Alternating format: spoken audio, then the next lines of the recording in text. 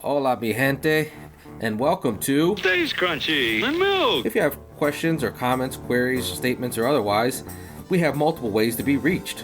Twitter is, of course, the best way for those that need instant gratification, and the show's Twitter feed is at SKiMPod. That is SKIMPOD. That's where I like to fight.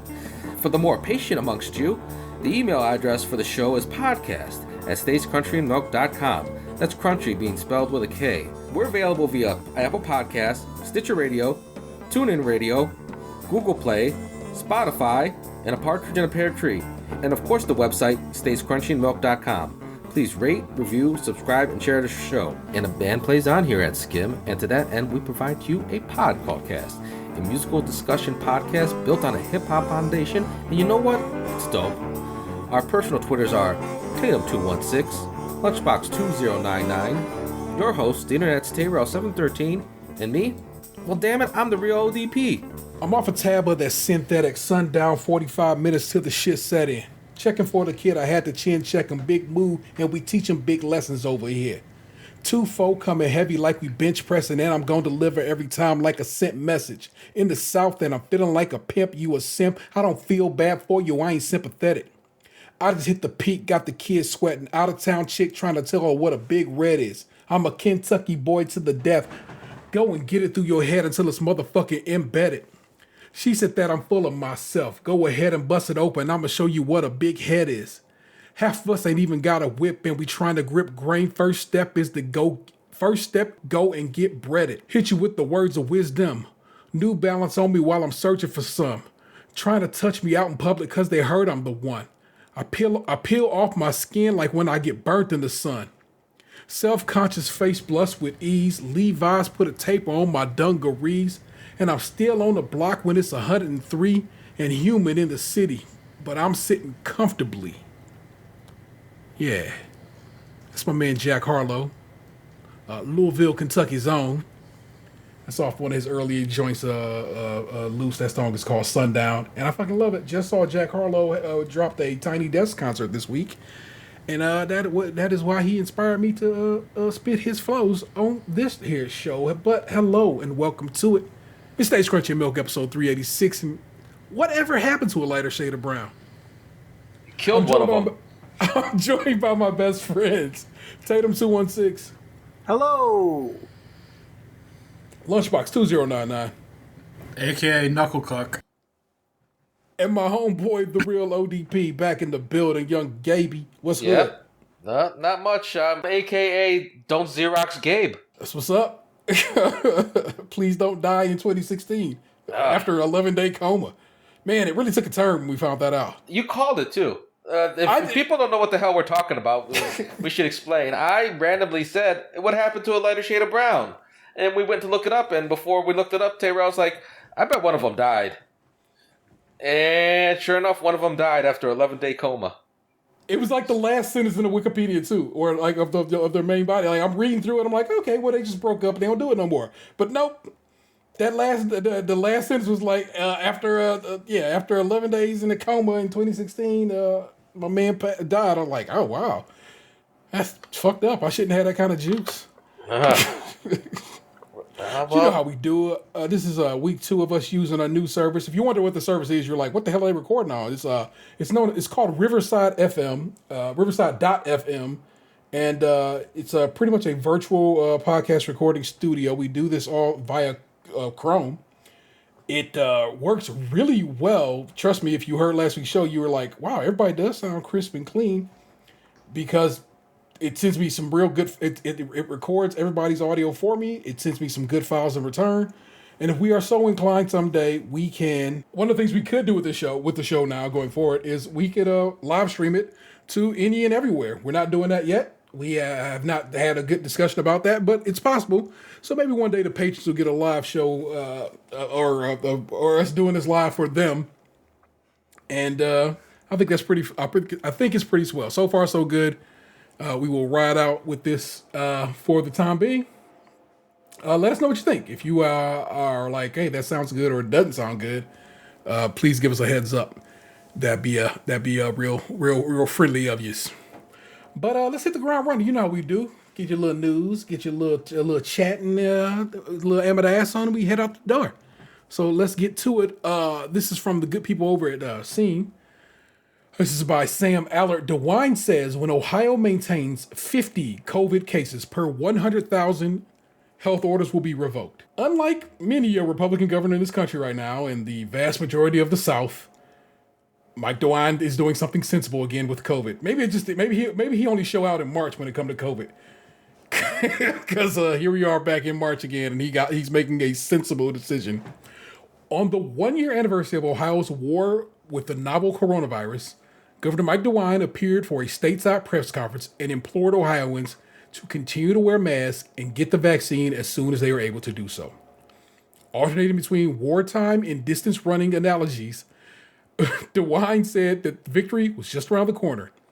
He mourned those that have died this year and the jobs and businesses lost, but he tried to highlight Ohio's grit and compassion in its handling of the coronavirus. Under advisement from state health officials, DeWine even announced a goal. He said that once the state could sustain 50 cases per 100,000 people for 2 weeks, all state health-wide orders would be revoked. DeWine said the goal was well within reach. As of yesterday, Ohio stood at 179 cases per 100,000, down from 445 per 100,000 a month ago, and 731 per 100,000 on December. DeWine characterized the current moment as the home stretch.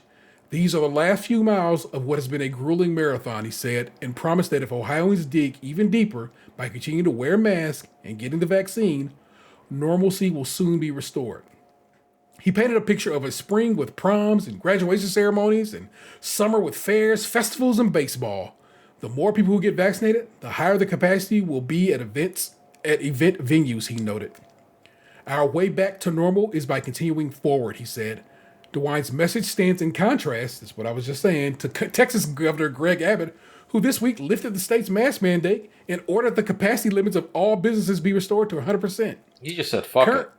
Currently, more than 1.8 million Ohioans have been vaccinated. DeWine said the 450,000 doses arrived in the state this week, more than any week to date, and the vaccine sites had been set up in 1,200 locations. Additionally, 95% of Ohio's children are now back to school for in-person learning. We are now on the offense, he said, arguing that Ohio's most efficient, most effective, and most powerful weapons was the vaccine. In addition, masks were a battle-tested tool and have been shown repeatedly to work. I can't tell you when we'll be able to declare victory, he said, but what we do know is we're close.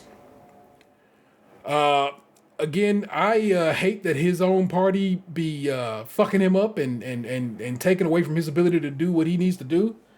But sometimes he does right by this state, and this is one of those moments. That's smart. That's well reasoned.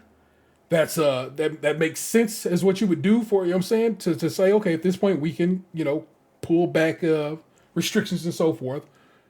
I like it. It's a smart plan. Did you see where people were criticizing I think it was Chris Hemsworth because he was having a birthday party?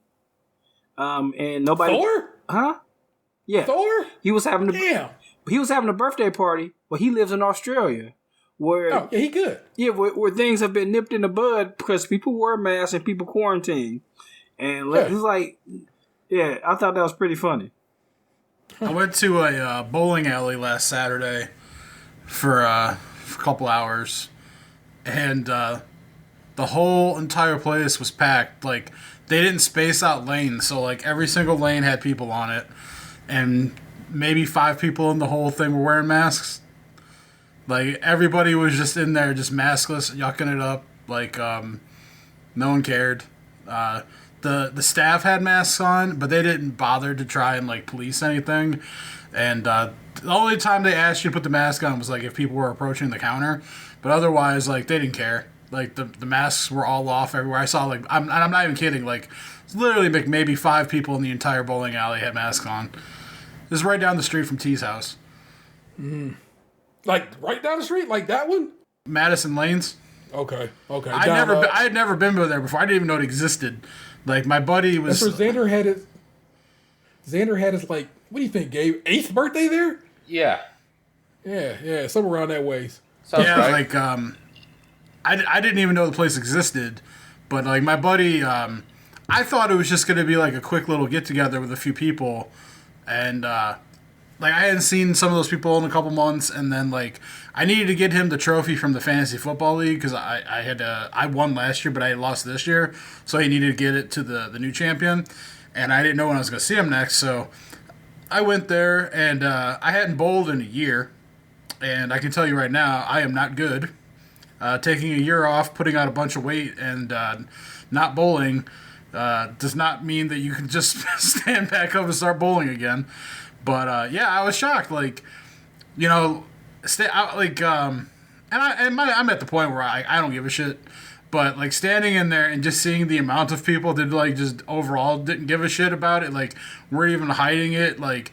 They were just like, yeah, this is our safe space to not have a mask on. I was quite taken aback. Like, at first, I was like, wow, this is shocking, but okay. Not shocking because that city, this city, my city, the city I live in, is the highest amount of COVID in this county. Damn.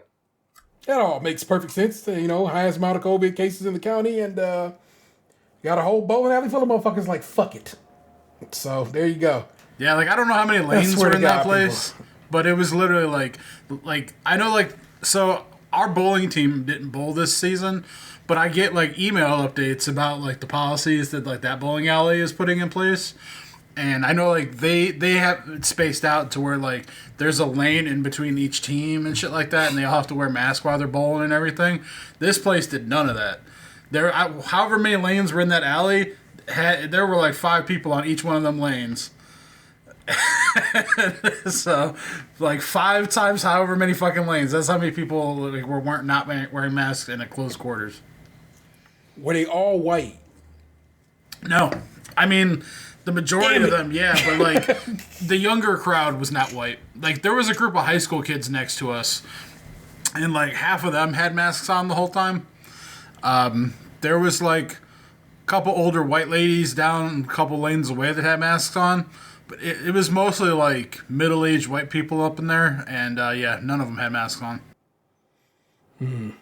Well, my mother got her COVID shot, her first shot today. She got the Pfizer vaccine, and so she goes back for shot 2 in 3 weeks. Vanessa gets her first shot Monday, and we don't know. We don't know which one she'll be getting, so, but I will let you know when I can. So, I'm glad people... are being vaccinated and people regardless of states being wild for the night of the places where people have to go in those states, the Walmarts, the Targets of the world are saying they will hold with mask requirements regardless of what the states say, and I like okay, and it's cool, bro. Like I said, I have gone this far and made it thus far without fucking up. So I'm so close. And so I will do what I have to do. What I wonder is what it will be like to once again hang around people. Now I know what you're saying, but like you go to the store, and blah blah blah. But I mean, the last time I hung with people was with me. What was a funeral in October. You know what I'm saying? So and it's like and that was the last time I sat in a restaurant or anything, and it was nerve-wracking, but delicious. So I can't call it. So I wonder what it will be like to once again be able to be like, let's kick it, you know? I wonder what that experience will be like. If I'm even the least bit ready for it. Am I mentally prepared for that kind of situation? But we shall see. I'm more curious on when they're going to finally like get to the point where they stop forcing masks. Like, Ohio will get to a certain point with like vaccination threshold numbers and all that stuff.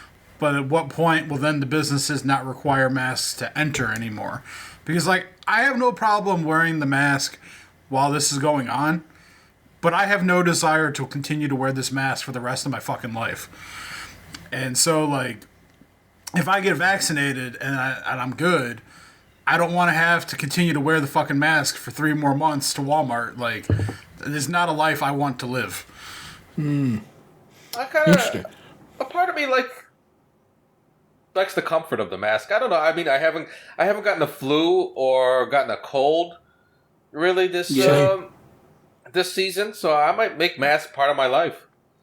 Yeah. I am pretty sure mask is the way I get down. Aunt been wearing masks. My mother been wearing masks. I just think I'm rocking masks, man. Yeah. I just think it just becomes normal. I think for outings, me rocking a mask becomes a standard situation, and I'm okay with that. And I think I don't think there'll be some like me. There'll be some who are like Box who like fuck a mask, and it'll be fine. It'll be just. You know what I'm saying? I'm not judging people who wear masks. Go ahead. Yeah, they've been doing it overseas for years. Like we've been. We've been the weirdos in this, in this regard. So, let's see. Let me pop you another story right quick. Food delivery late or never came. Some drivers skip orders for customers who don't tip. Oh shit. Food delivery services are more popular than ever during the pandemic, but with that popularity have come more problems, particularly delivery orders arriving late. Forgive me, this is John Materis at KHOU 11 in Houston. Business is bouncing back at Kung Fu Chew, thanks to delivery apps and a stream of takeout orders. However, owner Hannah Chew has noticed a simmering problem in recent weeks. We notice a lot of third-party delivery drivers weren't coming to pick up the food, she said. Some customers are saying it's over 2 hours. Chew is getting more and more upset calls. Delivery apps like Grubhub, Uber Eats, and DoorDash have been lifesavers during the pandemic restrictions. They have picked up our business, Chew said. Driver shortages can lead to longer wait times, but what may be another reason deliveries are delayed, how much a customer tips. The most common excuse I hear among drivers and customers is no tip, no trip, driver Jason Barlow said. Barlow and Kate are delivery drivers. We've agreed not to say which service they drive for.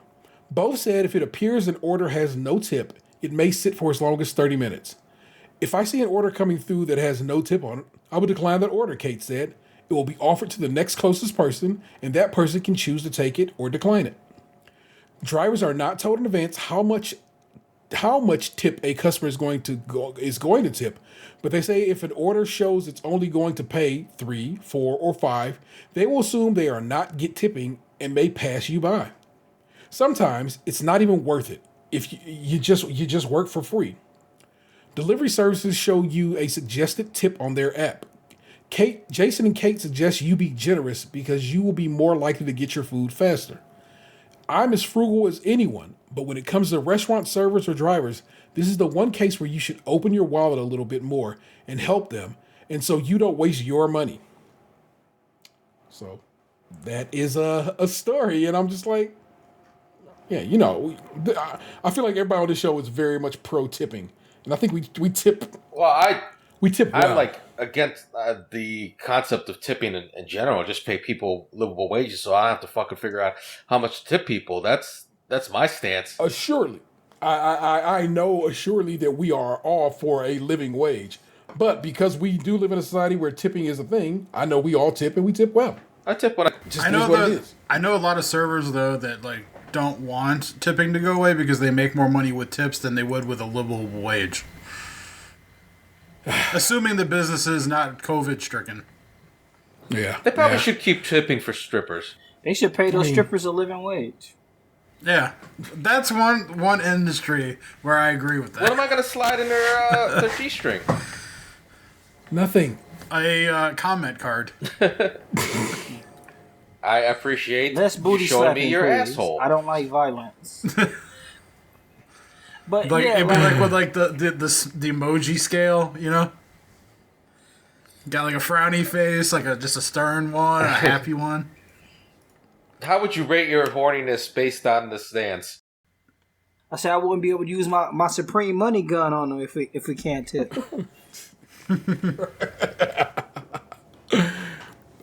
Speaking of the old COVID vaccine, some U.S. bishops discourage Catholics from getting the Johnson & Johnson vaccine if others are available. This is Madeline Holcomb and Tina Burnside and Kay Jones over at CNN. As officials and health experts race to get Americans vaccinated against COVID-19, some Catholic bishops have weighed in to discourage church members from getting the latest single-shot vaccine from Johnson & Johnson when alternatives are available. The U.S. Conference of Catholic Bishops, as well as 6 other dioceses from across the country, have released statements expressing moral concerns over the shot due to its use of lab-grown cells that descended from cells taken in the 1980s from the tissue of aborted fetuses. That's a The racks on racks on the racks. vaccine the vaccine is the third to be authorized for use in the United States. Unlike its predecessors from Pfizer and Moderna, the Johnson & Johnson vaccine requires only one shot and can be kept at normal refrigerator temperatures, making it easy to transport.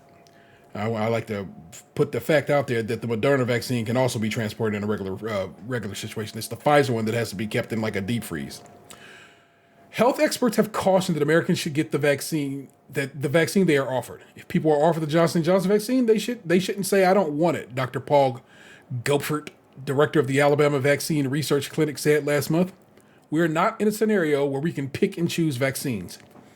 Prior to the U.S. emergency use authorization for the Johnson & Johnson vaccine, the doctrinal office of the Roman Catholic Church, the Congregation of the Doctrine of Faith, said that it's morally acceptable to receive COVID-19 vaccines that have used cell lines from aborted fetuses in the research and production process.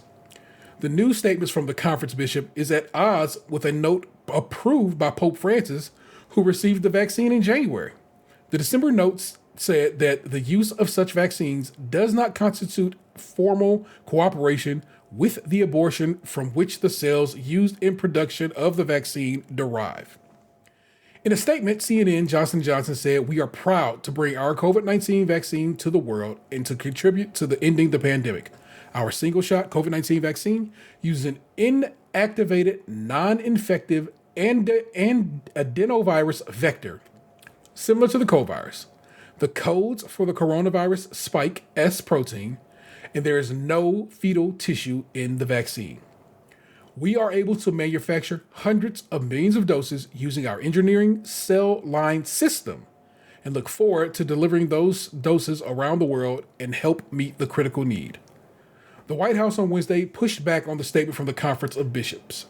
An administration official pointed CNN toward the Vatican statement from December, adding that the Biden administration is also addressing hesitancy and working with local messengers on how to address that, including with religious leaders. President Joe Biden is a practicing Catholic. There's more to this, but I don't know. I was honestly taken aback by this, and now I'm even more so because I already know that the Pope said it was cool, and I know that these bishops was cool with this like 2 weeks ago, but now they've decided they not gonna be cool with it, and I'm just like, y'all gotta chill the fuck out. Some hardline. It's always gotta be some dumb shit. You know what I'm saying? I mean, and I get it, to some people that is not dumb shit. That is how dare you? But to me, that's some dumb shit. And I can't call it, man. I just kind of think guess what? If they made that shit with pig, I'd get that fucking vaccine. And I don't eat pork. Just saying. Gelatin is wrong. I kind of think they need to leave the homosexual community out of this with the Johnson & Johnson, Haven't we done enough? There's some hardline Catholics out there that's like, fuck the Pope. The Pope's not Catholic enough. I don't know if I mentioned to you guys or on the show anymore. I'm not really a practicing Catholic anymore. No, I didn't realize you had stepped back. Me and the wife we don't, our beliefs don't align. We're for gay marriage. We're for choice. We're against molesting little boys. I mean, a lot of the things the Catholic Church has done is like, why am I still doing this shit? Why am I still doing this shit? I mean, all my kids are baptized Catholic, but my oldest daughter hasn't done First Communion. She just hasn't. And we haven't been to church in like a long ass time. It's like nothing against Catholics, but like, it's just not for me anymore. One of the funny things that actually happened at my grandmother's funeral service, like at the mass, was like they did communion, right? Mm-hmm. There weren't that many of us there. It was mostly my family. There were a few like random ass people, but it was like those can come up to get communion if you're not baptized or you don't want to receive communion, due to COVID or whatever. You can just ask for a blessing. And it's funny, like our family took up like the first like 2.5, maybe 3 pew rows right in front of the priest. And I wasn't planning on going up, but I was the last one in the chain. So if anybody else in my row went, I was going to have to like move and let everyone else in. So I just went to make it easier on myself and everyone coming back. But I watched, and like, I don't think a single person in my entire family took communion from that priest. It was all blessings. And I was like one of the last ones to go up to him. And I could just see the look of like, come on, let me give you this cracker. Yeah, the look of defeatedness on his face, because it was just nothing. He kept reaching for the bowl for the cracker, but every time everyone like was just like the prayer symbol or just like, nah, son. So like I walked up and I had my hands in my pockets, and he went to reach for it, and I just shook him off like a pitcher on the mound, just like. Wait, is the prayer symbol the Wakanda Forever? Put your Wakanda Forevers up. That way, like, you know, you don't have your hands ready to receive. And it was like he would know then. There wouldn't be any second guessing. But I didn't Wakanda. I just had my hands in my pockets. But I just saw the look on his face when he went reaching. And then I was just, nah, son. I shook him off. And then he had kind of like a sigh, just like, oh, you too. If I recall my Catholicism right, if you were a practicing Catholic, to receive the sacrament, you would have had to have confessed recently, right? That's like, you know what I'm saying? You gotta go to confession. You'd have to be baptized and have received first communion too. Oh no, not even first. I just meant like going forward. Like you were saying, you gotta look. If you ain't hit a confession up, don't be coming up here eating these crackers. I don't know. I don't know if that's like a rule. Maybe just a suggestion. I kind of remember that too. Baptism and communion. Like, I mean, I guess you're supposed to do that shit so the church has dirt on you, but like. You said you remember that as being. I kind of remember that being a thing. I'm not gonna say rule, so. But You're not far off field. I don't know. Numbers are dwindling. It's not just us. A lot of people are leaving. I don't know if they're leaving just the Catholic Church or church in general, in droves. But people are just sick of the hypocrisy. We're sick of fucking guys. Remember, you guys remember back to the first episode I appeared on. We talked about this priest. I stood in front of and like was the godfather for my brother's daughter, and then this guy fucking ends up getting in a park and getting head and having AIDS. He got that from fucking not holding it against him that he had AIDS. But I didn't realize he had gotten AIDS. Yeah, I thought it was just soliciting hookers in the park. Oh, he had AIDS. No, what? I don't know if it was hookers. Like, he was just straight up, like, just hooking up with dudes in the park. We'll just say soliciting in the park. But that is what he was charged with. Yeah. Oh. But but what you're saying is actually what me and my dad and my uncle were talking about as we were driving from the church to go to the cemetery.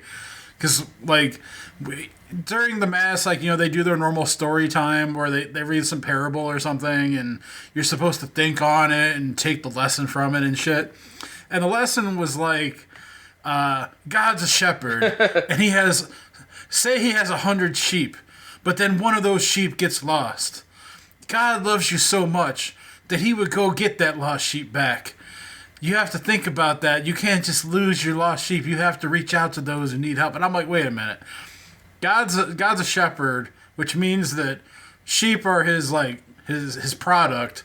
He has 100 products. One of those products is defective and broken, goes off. He's gonna dump the 99 good products to go try and save that one defective product. Come on now. That's like the whole conversation me and my dad and my uncle had, and then it turned into talking about how the Catholic Church is cool with gay people getting into heaven now. And I said the whole reason they did that is because, like, the generations, their attendance numbers are dwindling. Their new sign-up numbers are going down. So they needed to inject a little lifeblood into the church.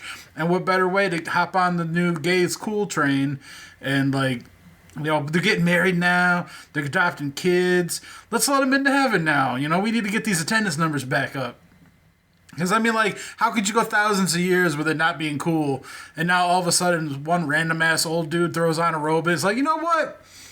I thought about it real hard. God kind of spoke to me in my nap time and was like, you know what?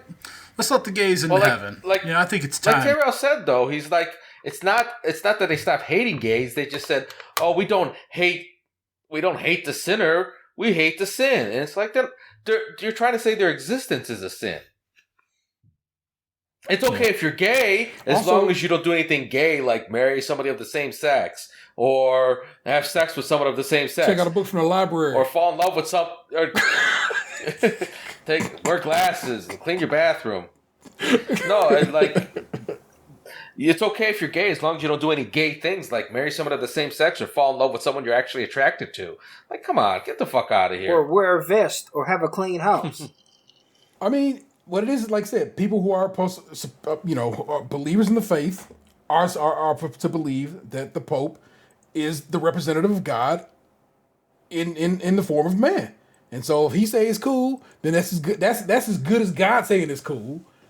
And we supposed to ride. Well, I do feel like the church over time has had a lot of people that like did good things in the name of religion, like my grandmother, for example.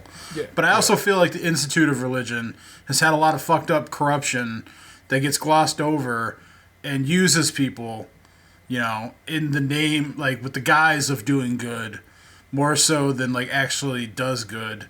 And it's more divisive than inclusive. And so, you know, I'm not surprised that as the years have gone on, like the generations are not buying into the Kool-Aid as much. Especially like, I feel like the internet with like free speech and like more of a hive mind kind of thought has people like less susceptible to the persuasion of religion. It's interesting to see, and I'm not knocking if you're a religious person. I get it. My mother, like I said, my mother is a retired minister. I am a preacher's kid. I grew up in the church, but I just I left it, and I don't regret it, and have not regretted it since. Like I said, I left my mama's house at when I was 18 years old, 2 weeks after I graduated high school, and I never looked back. I was not looking for whatever. I just don't get down with it. And it's a lot of the reasons Gabriel pointed out. It's just like the church is they be out here doing dirt and a lot of dirt, and I can't support them. And I get it. There are probably some fine churches that don't do that are very representative and do good things and do good deeds and have good people. Yeah, you can't let a few bad apples ruin the whole bunch. Shit. Yeah, but if science teaches you anything, one bad apple literally spoils the whole bunch. Surely. And not only does one bad apple spoil the whole bunch, any other fruit that an apple is around, the gases from an apple make those other fruit rot. If you want to make your banana riper, you put it in an apple bag. Also works with a tomato. Tomato. They gas in a way. But like I said, also that adage also works for bread. If your bread, if one slice of your bread got mold on it, that whole loaf of bread is bad. You know, I'm glad you brought up except bread. when you broke, because you got to eat that bread. I need to know, like you mentioned how your kids close that bag. See, how are you closing that bag? Oh shit! I'm actually gonna go get you a bag and show you. Hold on. For those listening that have no idea what we're talking about, I sent a video to the guys, was it yesterday? Yes. Today. And it was like a 9-second TikTok video. And it was a split screen. It was some white guy on the left and some lady on the right. And she was doing one of those like things I learned on TikTok today. And it was a 9-second video of her taking a bag of bread, cutting down the middle, and then like tying the fucking bread with the thing. And then the dude on the left takes the bread, spins it around, tucks the thing under itself, and just puts it down on the table. And like half the time it takes her to do her little cut and twist. Nope, I just tie a knot. Okay. Put bread and we keep the bread in the fridge. I know that's weird, but that's what we do. I keep it in the freezer if it's not like my active loaf. Yeah, surely. So that's how I get down. It's like my children do the whole wrap around like my man's did, but I'm not. I have kitchen shears. I guess I could do that, but that seems like it seems like you got to get pretty far into the bag before that becomes a viable option, right? And then, like, what's to stop the bag from ripping when you go to tie the knot? For sure.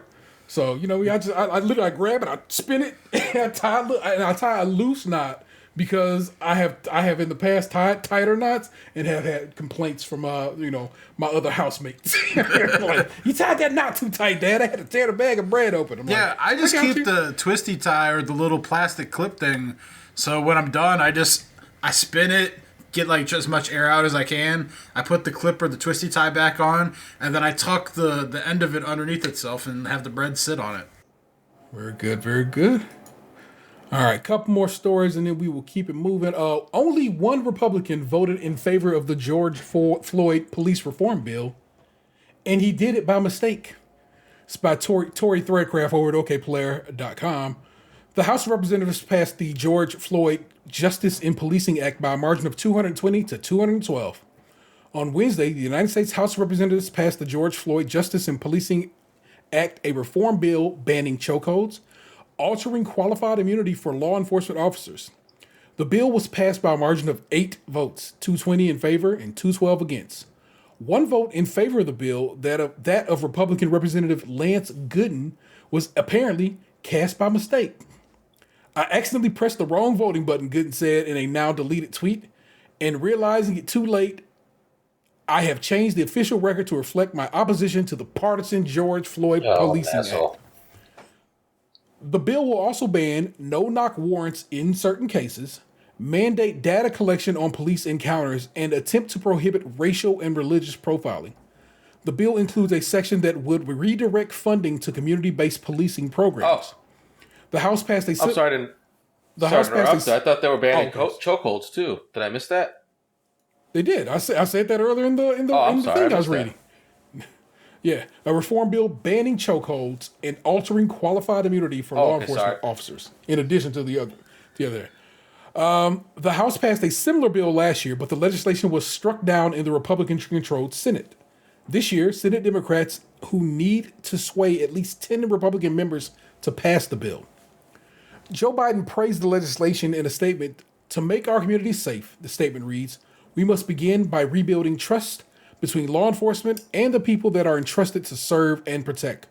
We cannot rebuild that trust if we do not hold police officers accountable for abuses of power and tackle systemic misconduct and systemic racism in police departments. The Derek Chauvin trial is scheduled to begin in Minneapolis on March 8th. Stay tuned for further updates regarding the George Floyd Justice in Policing Act and Derek Chauvin trial. Derek Chauvin is the man who killed George Floyd by placing his knee on his neck until the man died. His trial starts Monday. So there you go. I mean, that this is all well and good, but I mean, like, cops do shit now that they're not supposed to do. So how is this going to change anything? Well, I mean, that's just like saying, oh, fuck having laws. Nothing's going to change. We have laws for a fucking reason. We will write, and we continue to write laws for a fucking reason, and we will write these laws, and they might not do this shit, but if they get caught, then at least I have something to punish them with. We have laws for a reason. We live in a society of laws, and that also taking qualified immunity is a big fucking deal. Cops being immune from prosecution from a lot of things because of just because they're a cop is not how this should work. That shit is not a superpower. It should not keep you safe from anything. You should not be like. Anyway. It didn't help Denzel at the end of training day. I guarantee it. But that's because the Russians interfered. Ain't got shit on me. It's always don't the fuck with Russians. And this I thought was fun because we literally just talked about this maybe a week or two back. And here it is. This is from the good people over at Bloomberg. Takashi Mochizuki and Sohee Kim are the credited byline. They have the byline. Oh my god, did I just click something? Nintendo. Oh, I did click something. Let me see if I can click back. Okay, here we go. Nintendo plans Switch model with bigger Samsung OLED display. This is all rumor, but it is rumor that it's enough smoke that people think fire.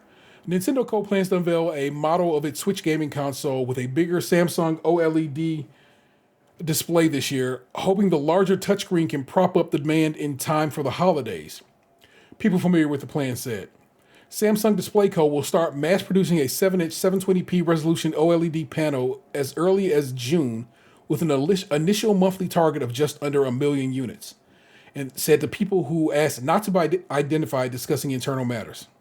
The displays are slated for shipment to assemblers around July.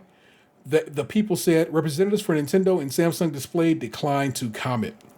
Nintendo seeks to sustain a Switch lineup that continues to sell well against the Xbox and PlayStation thanks to pandemic-era breakout hits like Animal Crossing and a chip crunch that's plagued supply for rival devices. But the gadget is now in its 5th year, though it just celebrated its 4th year literally yesterday. So is it in its 5th year? I don't know how math. Well, don't they do it differently over there? Like, you considered, like, they start your birthday at the moment of conception or whatever? Okay, I guess. The gadget now in its 5th year Those with Microsoft Christians. Corp and Sony Corp. I said those Christians. Oh, I thought you said that's racist. I mean, that's not racist. That's literally their culture. Both have new and more powerful machines in the market. Those racists. The gaming community has speculated online about the introduction of an OLED or organic light-emitting diode screen. I don't think that was necessary to this story. Somebody was making a word count. But Nintendo has stayed mum, and President Shuntaro Furukawa, said in February his company has no plans to announce a new Switch anytime soon. Samsung's involvement is the strongest indication that Nintendo is serious about updating the console on a large scale. Shares of the Kyoto-based games maker fell 3.6% in Tokyo on Thursday amid a wider market sell-off. Yeah, so nothing new coming out until they come out with Switch U. Basically, probably around, let's see, okay, so if they start production of screens in June, they start production of the actual models in July, that seems to be around a September or November, which is a traditional more release date. But I actually would say watch these don't drop until March of next year, which would be the 5th anniversary of the Switch. And I think that's when they would release this product. But there's a new Pokemon game coming out that year. That would be a perfect time to go ahead and drop that new Zelda they've been working on and so forth. There's talk that this one's going to output in 4K via its dock. You know, say currently the Switch only does 1080p on and 1080p on via the dock, 720p handheld, but not really. The 720p handheld is a misnomer. The screen can support 720p, but games be going from a wide swath of display resolutions because that's just how video games work. You have the options when you build video games. So I just thought that was wild because we literally had just spoke about an updated Switch possibly coming down the line, and it seems as if that is coming true much sooner than later. But that's the news, people. So why don't we just get into each other's lives? Before we do that, I thought we were going to talk about man, some other current events, such as what's canceled and what's not. That was really not. That's really not news, and I figured you can just whatever with that. But I hear you. So yeah, I guess in the week of this week in cancel culture is what we can call this. The world. Let's just be real. A certain sect of people decided that Dr. Seuss has been canceled, though that's not true, and that Mr. Potato Head is trans now, and clearly that's not true either, because the world is just full of just people who just want to be mad all the goddamn time at this point. Who is that? Hasbro, yeah. Who makes the Hasbro, Potato Head line of products? Basically just said they're renaming the line of products to the Potato Head line of products, including Mr. and Mrs. Potato Head. There might be more potato heads to come along of different genders, I guess, or at least different names. Look, it's Sport Potato Head or whatever, but they all will come under the Potato Head banner of products. And that was enough to make motherfuckers believe that they had, the feminists had struck and Mr. Potato Head was no more, or whatever you want to believe. And it's just like, bruh, y'all working too hard to be angry. It's like, is there not enough to be mad about? That you got to be like, fuck that, I'm mad because the Potato Head brand Some of products. people's lives are too fucking good, and they got to just invent shit to be mad about. They got to invent shit that was canceled that wasn't canceled. Like yeah, it was funny because Lunch sent a meme to the group chat and a list of like canceled things in heaven, and one of them was Paw Patrol. I'm like, the day he sent that shit, I saw Paw Patrol. Not only did I see Paw Patrol, I saw the Paw Patrol where all of them were dressed like cops. Yeah, ever since they started doing the putt boogie, I've been out. I hated when Rubber was acting like a DJ. That shit pissed me off. And you know what? The cop is obviously a puppy of color. His POC is a puppy of color. Puppy of color. He is brown, so he's like a Latinx He's a Latinx dog. German Shepherd. Oh my god. Yeah, makes sense. I kind of just feel like, okay, the show needs to be canceled anyway because it's terrible. And because what's the main the main person on the show is Ryder, human. Right? I've never seen Ryder's parents, never, and he always got on a crisp pair of white Air Force Ones. He's independently wealthy for some reason. Obviously, he has these dogs on payroll. And they all selling dope in that tower that they live in by themselves. Is this going to be like a Christopher Robin thing where like he's actually like old and dead or druggy in the attic or something like that? And maybe he's imagining they do everything? They have a Christopher Robin movie where Christopher Robin's all grown up. He's like middle management. It's sad. I imagine that happens to most Christopher Robins. Like even like this Paw Patrol one. Like this Paw Patrol one probably go work at a Foot Locker or something. By the sounds of the shoe game. I mean, to have that many crisp white pair of Air Force Ones, he's doing more than just working at a Foot Locker. His mom has to be working at Nike for him to get all those shoes. Did you see the thing about one of the Nike execs had to quit? Yeah, that's what that joke was about. Okay. Well, she was canceled. So this is where the lie comes in. And I know T recently had a thing going on with the sneaker app too. So when you order stuff from the sneaker app, or you try to order stuff from the sneaker app, because most people lose on there. What is the sneaker app? It's an app to buy sneakers on. I guess that, but like, is it like Nike official? Is it like a secondary thing? It's only Nike, yes. But the thing is, you can only get one pair of shoes at a time on there. For a dude to be getting thousands, not even thousands, hundreds of pair of shoes, just getting two is hard enough. So I bought my son some shoes not too long ago, and they were a pair of low top blazers. Nothing fancy, nothing too expensive out of the way. But I had to make two separate transactions in order to buy them the same pair of shoes. So with that being said, have you seen the pictures launch, Gabe? No. I heard about it, but I didn't see any pictures. Okay, I'll send you something in a second.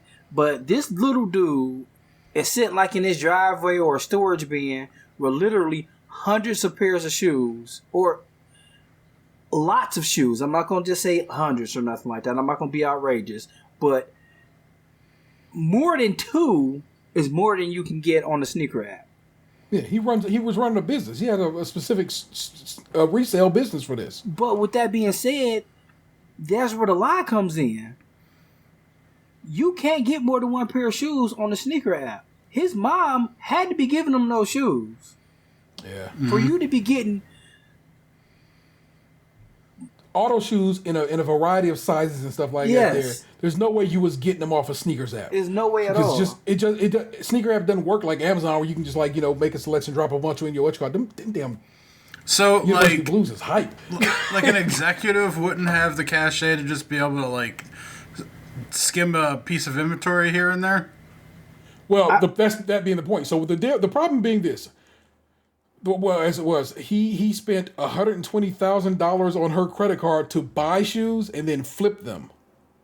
And then, of course, he'd go flip the shoes, whatever. But what Anthony is pointing out is that can't be. It's just not how the app functions. Yeah, I So imagine I imagine there was some sort of shady underhandedness in order to do that.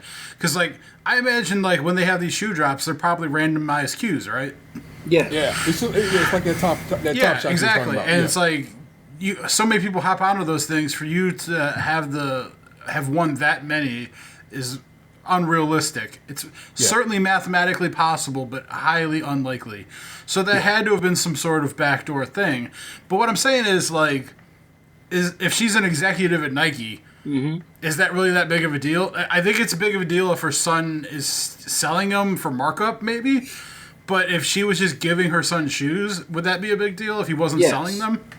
But that's the thing. She wasn't just handing him like, here, baby, I got you some new Dunks. She gave him basically a store's worth. You know what I'm saying? Meaning a selection, a sample of different sizes, of different whatevers. That man has a whole shop he was hustling off of. So and that's where it becomes like, oh, That's what I'm saying, though. I understand that what the situation ended up being is bad. I'm just saying, like, if he was, say, a size 12, and every time, like, a new shoe line came out, she was able to skim him a size 12 for himself, would anyone care? No. I don't know. I don't think they would. Because it's because you get like when LeBron has a new pair of shoes or before his shoes come out, they have what's called friends and family shoes. And inside of the shoe, it'll say, like, it'll be a certain code for that. Like, if the Air Dans came out, you could get all of us a pair before they hit the store. Like, one of the comedy specials I was watching this past year, I think it was Tom Segura's latest special. He was talking about how one of the Nike employees came up to him after one of his shows. I think it was in Portland when he came up to him, and he asked him if he wanted to come tour the Nike facility and all that because he was on what Nike would consider an influencers list, where, like, influencers can call Nike and get free shit. So, like, Nike will send out clothes and shoes and shit to, like, certain influencers and have them wear it to promote their product for free. So the product ends up being free. You know, they just wanted them to be seen wearing Nike. Yeah. Now, granted, in the story, he said that when he called Nike, they pretended like they didn't know who the hell he was and what he was talking about. But that story, though, did confirm the fact that privileged list does exist. That list does exist, but at the same time, just like any other business, they make sure those shoes are coded.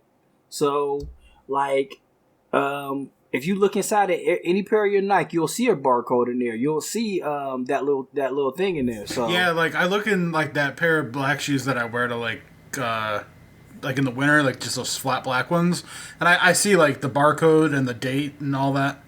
Those are Air Force One lows that you're speaking of. Yes. I know you're a shoe connoisseur. I know you could, like, spot a Nike from across the room and tell me the history of it and everything. Yeah, part of watching Forensic Files is realizing that I could have been a forensic investigator. Yeah, investigator, like, that knows about exactly what a shoe imprint is, because I can look at an imprint and tell you what shoe that was.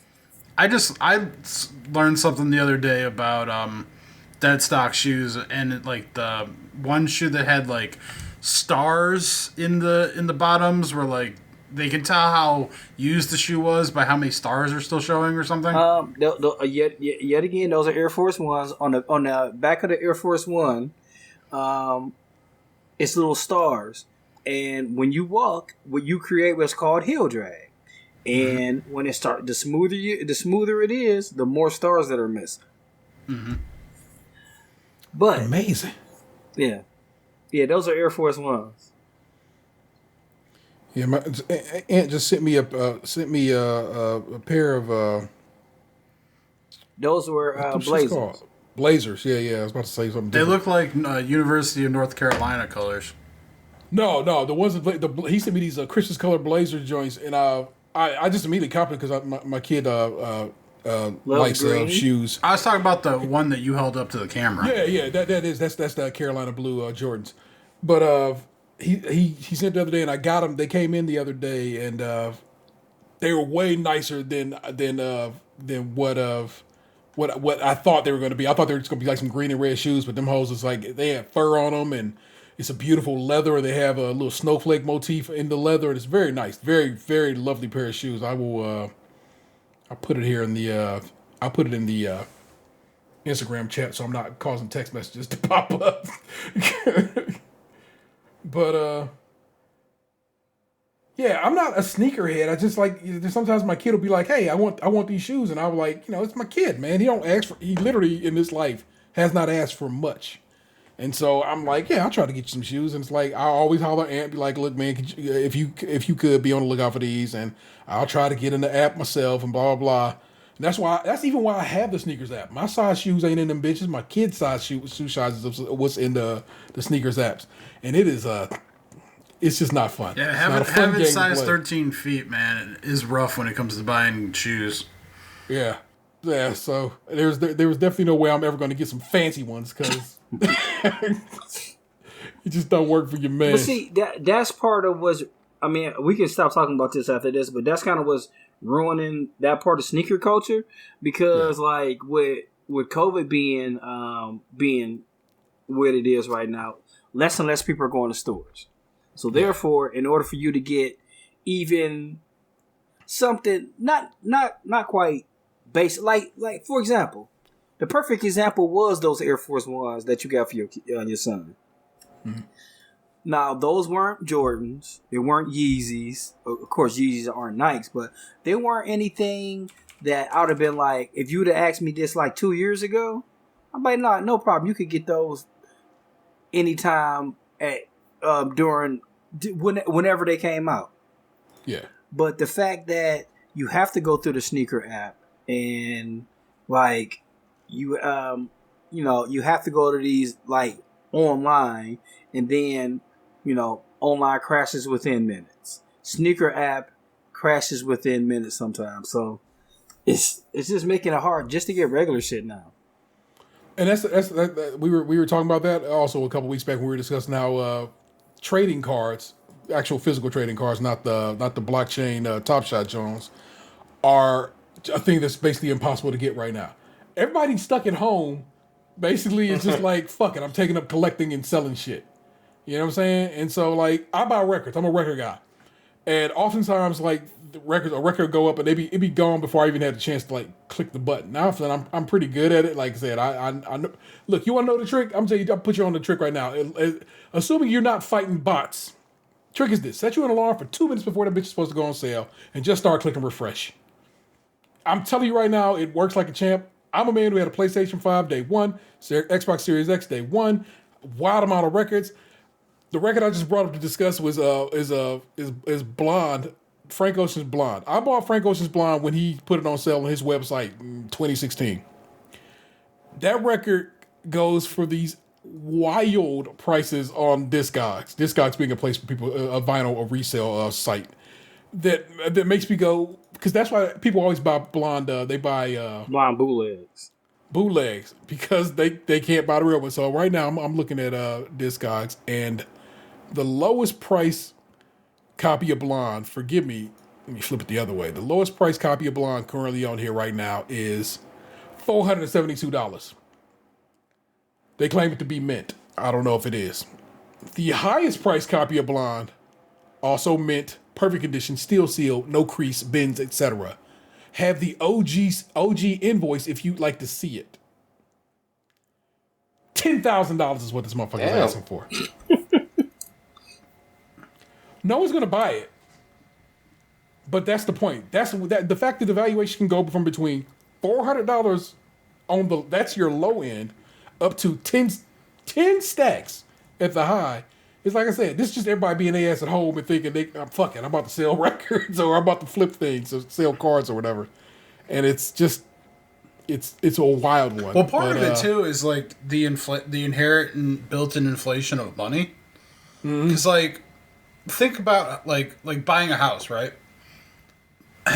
Buying a house for $105,000 for 30-year mortgage is sort of a way of freezing your money, because like with inflation and pay scales going up and everything, your salary is most likely going to increase over time. So it becomes easier to pay that house off. So it's similar with collectibles where like the resale market inherently goes up. Now the way Pokemon cards and stuff have gone up is kind of like, I don't know what the progression has been because I wasn't aware of it until the last like year or so.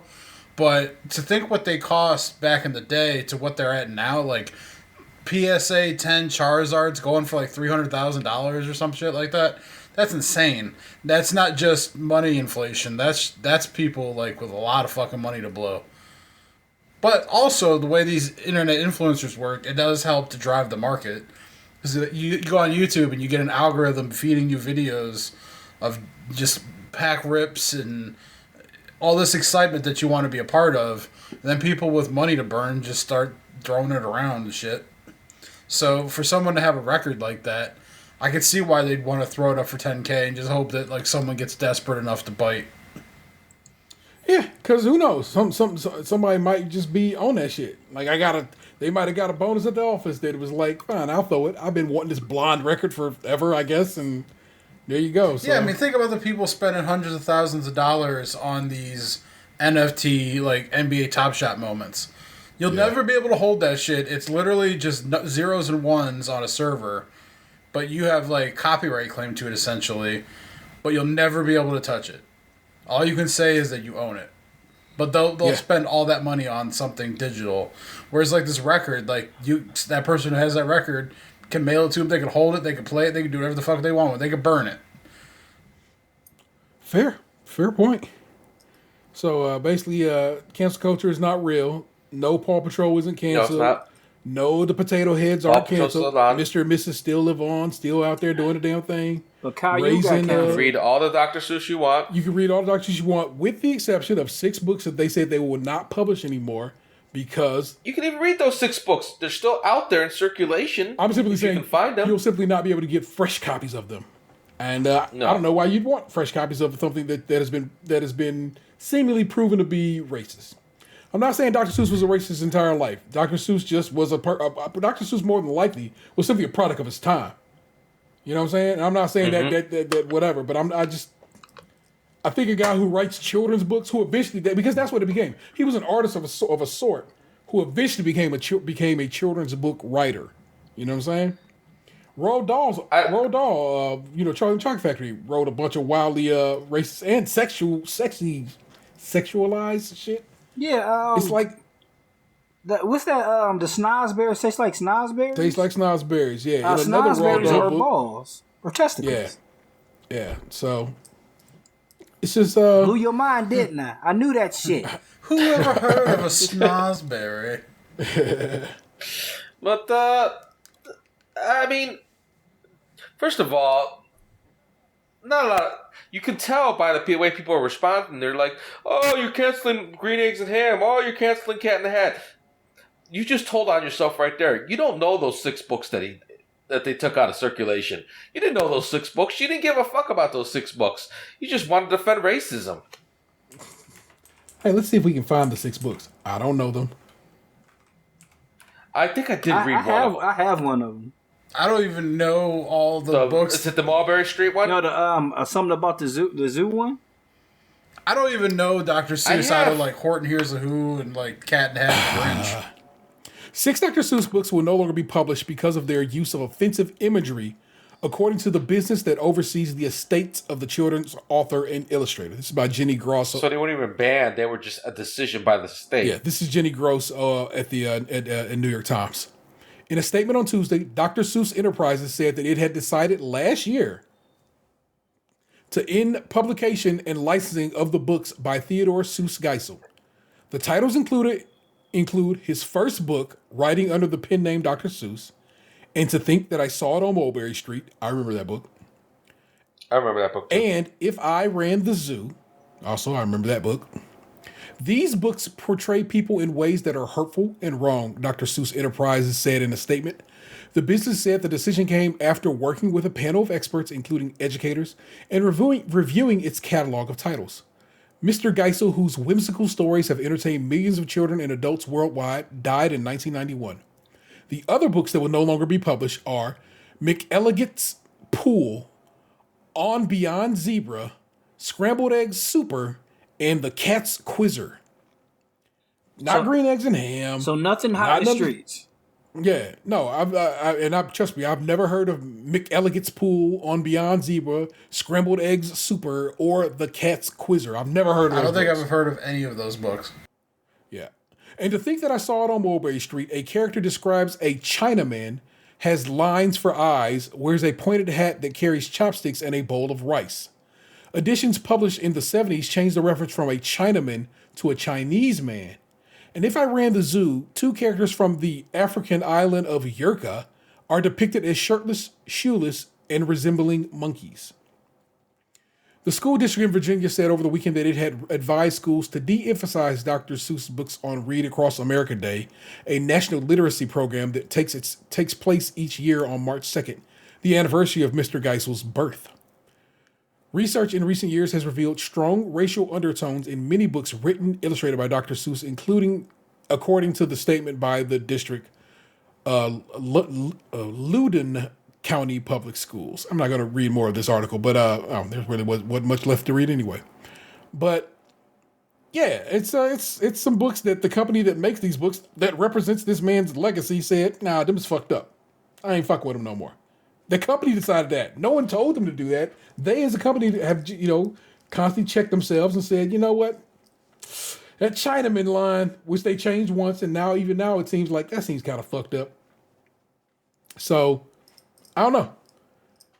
That seems like you've done a good thing, and again, people just want to be mad, but I can't call it. Let me jump over to my man and let him put something down on paper if he is so inclined. Yes. Please and thank you, sir. So, I'm a little bothered by a movie that comes out tomorrow on March 5th. Okay. And it is Coming to America Part 2. Are you guys all seen the first one, right? Correct. It's been a long time, but yes, I've seen it. So the whole premise of this second movie is that he's going back to America because he has a son. Yep. That makes no sense. Because his whole thing was how he wasn't going there to just have sex with women in New York, in Queens. He was there to find the love of his life. Mm-hmm. So what sense did this movie make? I mean, we haven't seen the movie, so we can't speak to it. Okay. Maybe he feels like, son, I want you to walk the path that I walk. I found my love in America. Maybe you too can find your love in America. I don't know. The premise is... The previews make it look like he didn't even know about his son until his dad told him about it. That's what the movie's about.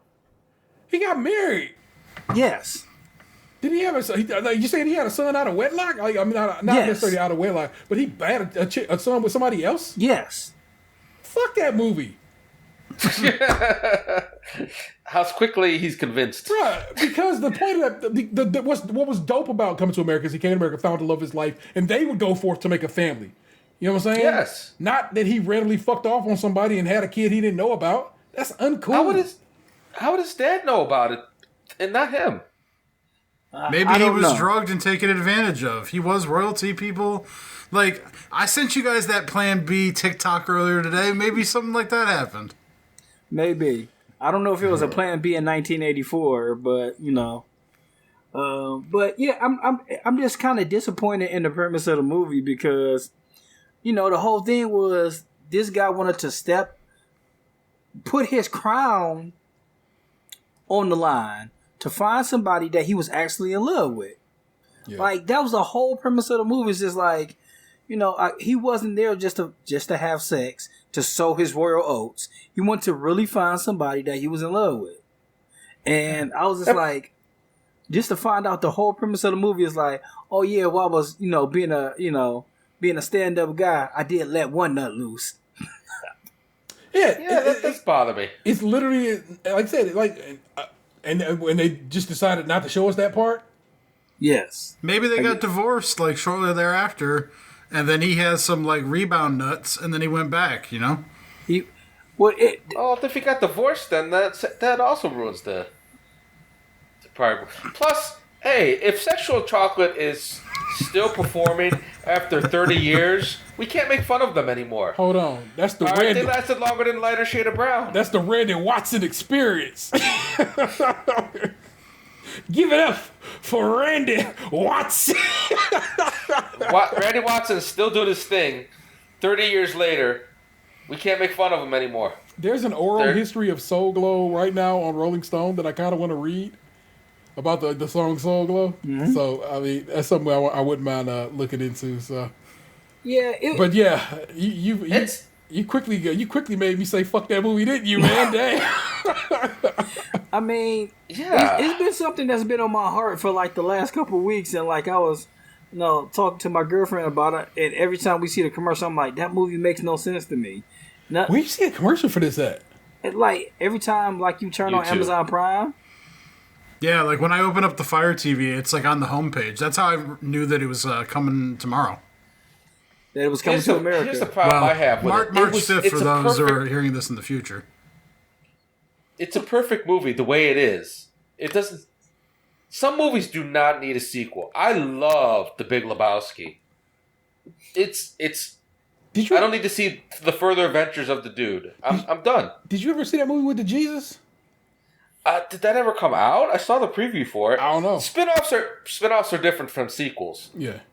It doesn't. I don't need further adventures of the dude. If you want to do a spinoff of the Jesus, I'll watch that. Yeah, there is. But you don't need a sequel. You don't need The Big Lebowski 2. Did you like Dumb and Dumber or whatever it was? The one as kids. I did see but the sequel. I did not see the sequel. I did see the one as kids. Mm. The prequel, where it was like when they got chocolate all on the wall, it was like shit. I did like Bob Saget's parts in that one. That wasn't a terrible. You got shit all over my car. Clean this shit up. Yeah, I did like that. The only like you said, prequels is that a prequel? No, it's a sequel. And it's not really even a sequel because it's a show. But the only thing I feel like is better is Better Call Saul. I think Better Call Saul is better than Breaking Bad. Yeah. I really like Better Call Saul. I can't wait for the next episodes to come out. They did. Oh, you mean the new episodes? The new one. Well, I've seen everyone up to the... yeah, you're caught up. If you've seen them on Netflix. I've seen them all on Netflix. Yep, you're caught up. Okay.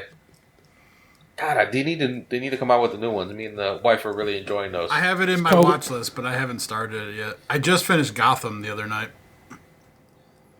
Is Gotham worth checking out? Gotham is good if you're not completely worried about story continuity. Okay. Like, what I mean by that is, like, the story's pretty linear in how it moves, but the character allegiances flip on a dime to the point where, like, it's kind of maddening. And, people die and they come back, and it's supposed to be shocking, but, like, with a comic book show, like, it's not really shocking that, like, one of the main characters was gone for 5 episodes and now is like, oh, she's a mystery bad guy or something. But, like, as far as, like, seeing the characters themselves, I enjoyed it. The story, I feel like season 5 was supposed to probably be longer than it was, but they got canceled, so they had to, like, wrap it up because it was only 12 episodes, whereas the other seasons were, like, 22 or 23 episodes.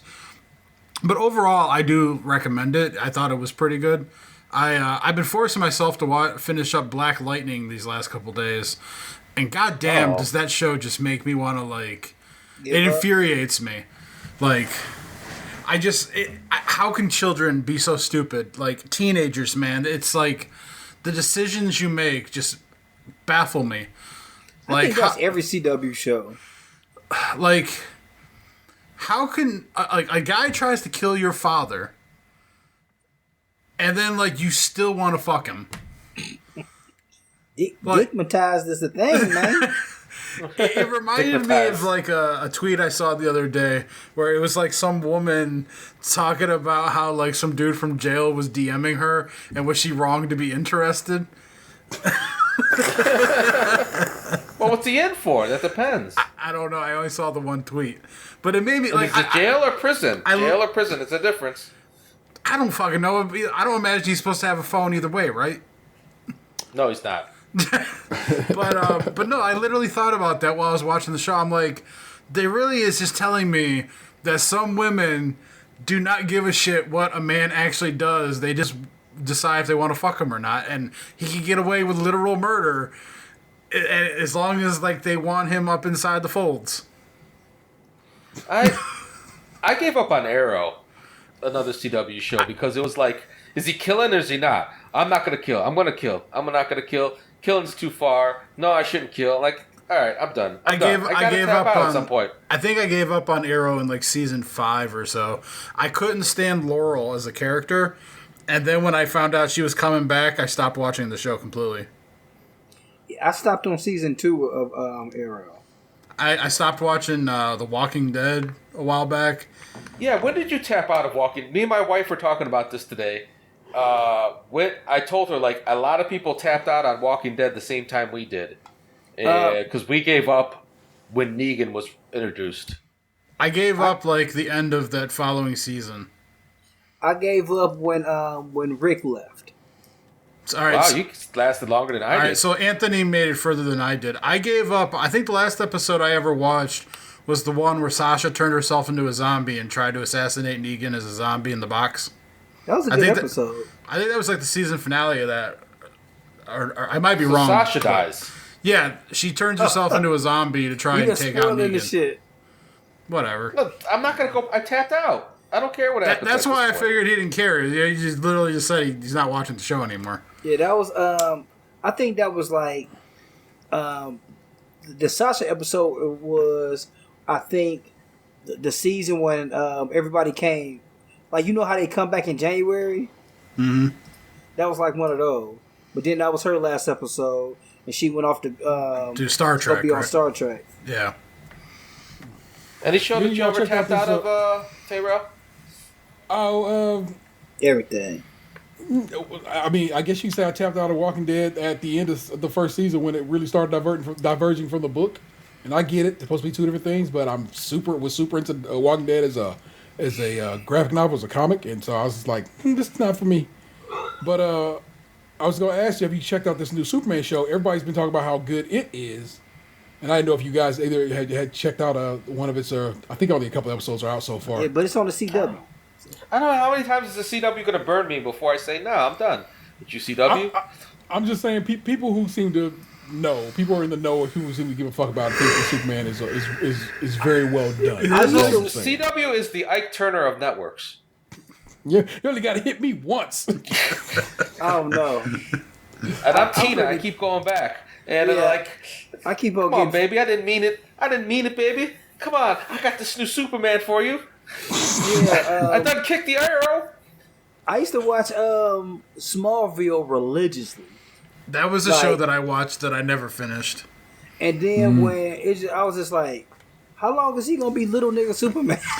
Yeah, I literally watched that show like all the way up, like just waiting for him to become Superman, and that motherfucker becomes Superman like 3 or 4 seasons after I gave up. I couldn't wait any longer. All right, and I used to watch One Tree Hill. Oh, I love that show. It was good up to a point, and I was just like, what's going on here? Like, they flash forwarded and shit. Like, yeah, but One Tree Hill, Treat Williams. Yeah, No, that was. I think I watched that was like Somerville or something like that. Oh, okay. Well, I think I watched. You're thinking of Everwood. Everwood. I think I watched like the first couple of seasons. Yeah, I used to watch that shit too.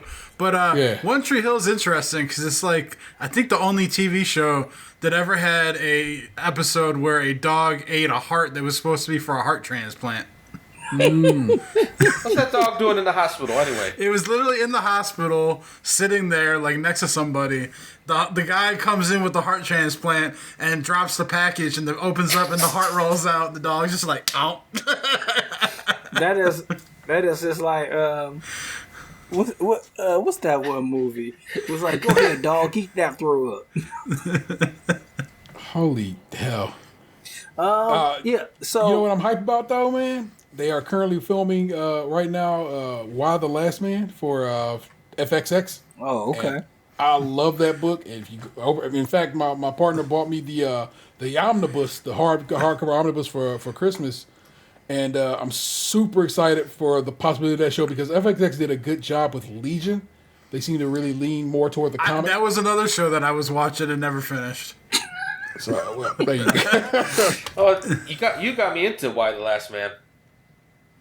Yeah, that is it's my shit, and I'm very excited about it. I know I can have a conversation about all the shows from the CW that I watched and stopped watching, like literally all night long because they'll be good like the first season or the first couple episodes, and then I'll be like, "What is this shit?" And it's always a CW show. They spend their money up front to get you in, and then they just start dialing back their budget. I remember I started watching like the 9210 like remake that they had for a minute, but then I don't think I finished that up. In it. Yeah. Oh man, I watched a lot of CW shit back in the day. I watched Supernatural. Supernatural's I think the only CW show that I've watched from beginning to end. I think every other one I've given up on. I remember you kept saying, like, why don't they just end this already, too? Well, it felt like they were just kind of recycling it every season, but, like, changing it slightly to make it new. It seemed like they were like the Undertaker of the CW. It's like, keep rolling. Well, like, it felt like they could have ended it, like, halfway through the run, but then they brought religion into it. And then that just gave them, like, fucking, like, 12 more seasons of material. Oh, you want to talk about the Pope? Let's roll! Like, they had one season where they were in, like, fucking purgatory. You know, they went up to heaven, they went to hell, they even had a multiverse. Like, they did, like, they time traveled. Fucking Supernatural, man, they did everything. That's the way to do it, man. Just like, you gonna give me a check? I'll keep on doing it. Mm-hmm. Any of y'all gonna check out this Snyder cut?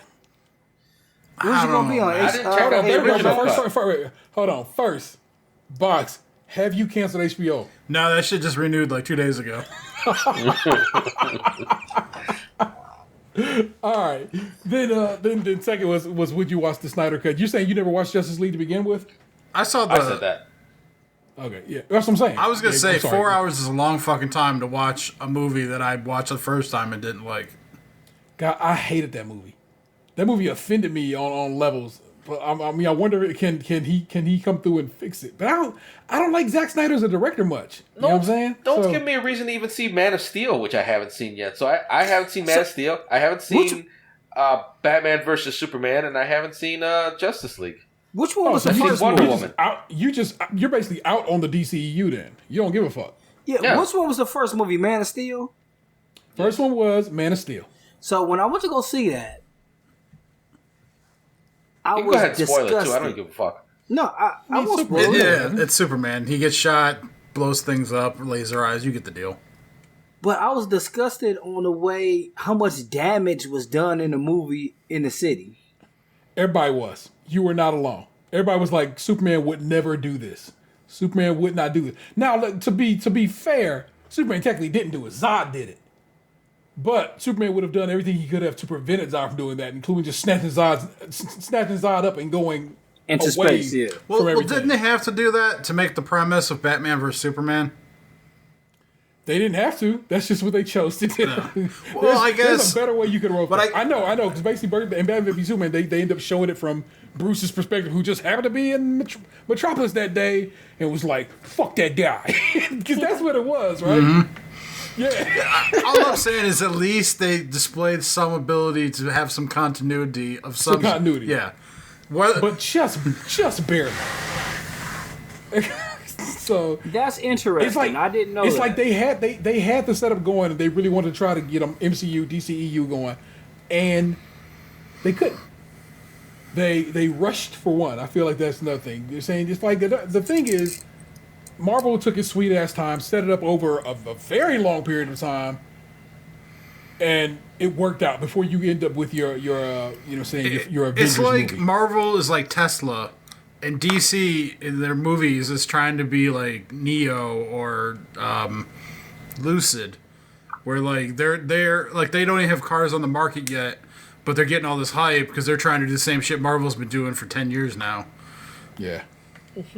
And it doesn't work. And at this point, they finally have kind of just given up on the ideal of a DCEU. They just said these are just one-off movies now, and that's what they've accepted. So the new Batman movie that comes out next year is its own damn thing that has no connections back to the DCEU. They're doing Ta-Nehisi Coates is writing a Superman movie. It's probably going to be a black Superman movie, which is kind of neat. So like Shazam was good, and like Wonder Woman, like the first Wonder Woman was fine, and the second one like, But did you watch Aquaman? I did watch Aquaman. Aquaman was like watching like Thor: The Dark World, but like the worst Thor. Yeah, Aquaman wasn't good, but it wasn't horrendous. It was a one-time watch, and then probably never watch again. Does Shazam have any connections to the overall DC universe? Yeah, I mean, Superman's in the movie. Yeah, like I don't like it. I think they're connected, like in the comics and shit. But I don't know how much the movie will connect. But they have like a Shazam 2 coming, right? Because The Rock's Black Adam or whatever. They've been talking about it for a long time. Yeah. But I don't know. Like I said, they changed so much I think stuff. The Rock like actually put it on Instagram last year. I thought Black Adam was getting his own movie, and like Hawkman was going to be in it. Like that's like in Shazam. That. I can't pretend to know anything outside of the movie. I never even heard of Shazam before that movie. So, because like I never played like that one game where like Superman takes over the world and there's all it's like the fighting game or whatever. Injustice. Yeah. That's not true. I own it, but I've played it very sparingly.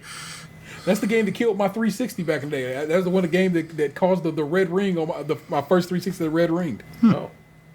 My whole shit up. I know about Shazam. I know him when it.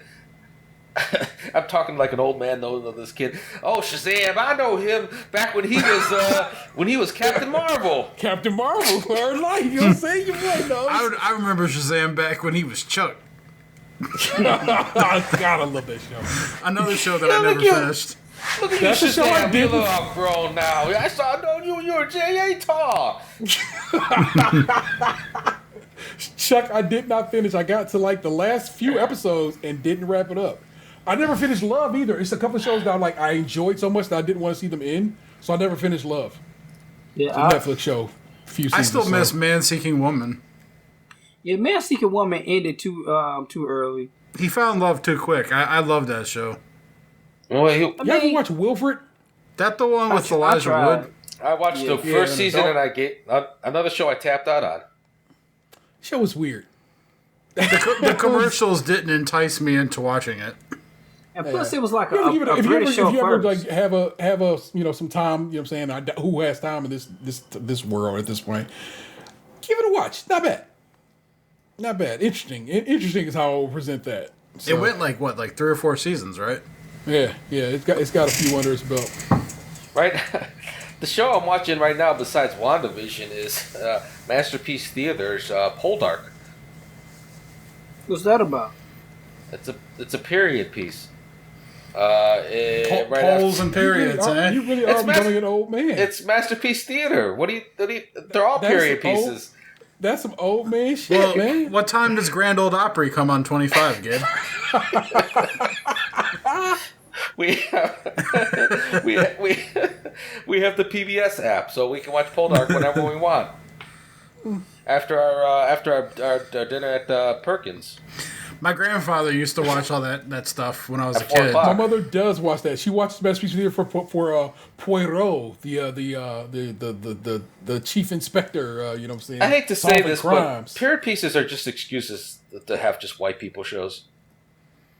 Well, yeah, so the flip is Bridgerton on Netflix is a period piece that they put black people in, and some white people was having a fit about that, but they did it on purpose and they made it a part of the story. It's the Shonda Rhimes show. Yeah, damn right it is. That's a Shondaland joint. So you don't have to do that. And in fact, there's a show that's not doing now it. That we're talking about shit in our shows that makes us angry. Another thing about Black Lightning that pissed me off was the older daughter in the show is a lesbian, and she was hitting on this. All right, so she had kind of like a fling with this girl, this Asian actress in the show, and so she was kind of fucking around, and she started seeing this like pop star for a minute, and then she bumped into the Asian girl that she had the feelings for, that she had the fling with, and kind of had like some self-reflection or whatever, and realized that like she needed to be with the Asian girl because that's who she really liked. So she like goes to the Asian girl's apartment, right? And she's like trying to talk to her, and the Asian girl's being all like, "Oh no, my stocking, I can't do this." And then like the black girl just kind of like stares at her, and then just kind of like starts like kissing her and shit. There was no like verbal permission. There was no like lean in. It was literally like up against the wall. Like, I have no more room to like back up from you. And then like you start kissing me without getting the okay. And then like 2 seconds into the kiss, I finally relent and I'm okay with it. It felt hella rapey to me. It felt like a double standard, and I didn't appreciate it. It sounds rapey. Yeah. It sounds rapey as hell. It made me very uncomfortable just listening to you tell the story. Yeah. I don't like it. I don't like that shit. Does she have lightning powers too? That shit. She can hold her breath and become invincible, and then clap, and like a sonic wave shoots out of her or some bullshit. They call her Thunder. She's a super lesbian. Black Canary. She can clap them cheeks and make a sonic wave. Clapping them sonic cheeks. So basically, Anthony's saying, fuck Coming to America 2, and I sign off on that. I'm saying fuck it, but I'm still going to watch it. I don't want to watch it, but I got to see if my theory was right. Fair enough. Boxman, what's been going on in your world? If you care to, and if you don't, no worries. I've already said a lot of it. Like, I went bowling last week. I've watched Gotham. I've been working a lot. Watching Black Lightning. Like, I've been working on trying to make smash burgers better. Like, I had that like spatula and burger press and shit that I bought that I finally opened the other night. So, I mean, we've pretty much like through osmosis covered my last week of my life through our various discussions. I don't got much else to share at the moment.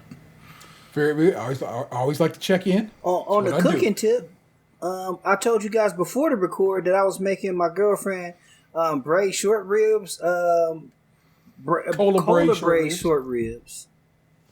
She said it was good. All right. Excellent. I couldn't taste it. I mean, you're a hell of a cook, but she will tell you if she ain't like it though. She so definitely would have told me she didn't like it. Is it difficult for you to make things that you can't really like try to know like if you nailed it or not? It's not difficult, but it's just like I do kind of rely on her to be honest, and she'll tell me if it's not good. But it's like basically like I don't cook. I really don't taste a lot of stuff I cooked. Anyway, I usually like cook by with my sight. Mm-hmm. Like I know when I'm seasoning, like that's the thing on all sides. Because I made like a batch of spaghetti like 2 weeks ago, and after I cooked it, and because I didn't eat any the first day I cooked it, I just put it in the fridge. The next day when I was eating it, I realized that like it was badly missing salt. Mm-hmm. And like if I wasn't the one eating the spaghetti, I just gave the spaghetti away, I wouldn't have realized that I under-seasoned it, Whereas, like, you're making these ribs, you're having to just, trust the process and hope that, like, you nailed it. Yes. Trust the process. I mean, yeah, I tried, like, so the recipe is pretty basic. It was just like, cut up some carrots, cut up some celery. I added garlic and bell pepper, which wasn't in the recipe. And then all I did was just season it with onion. Granulated onion, granulated garlic, paprika, not smoked paprika, just regular paprika, and then some salt on all sides. I seared it off. Then I used our old friend tomato paste, Dan. I used some beef stock and beef broth, which I should have used stock, and some natural cane soda that I got from the store. And it was funny. My girlfriend was like, "Give me that soda. Use this Coca-Cola. Let me drink the good one."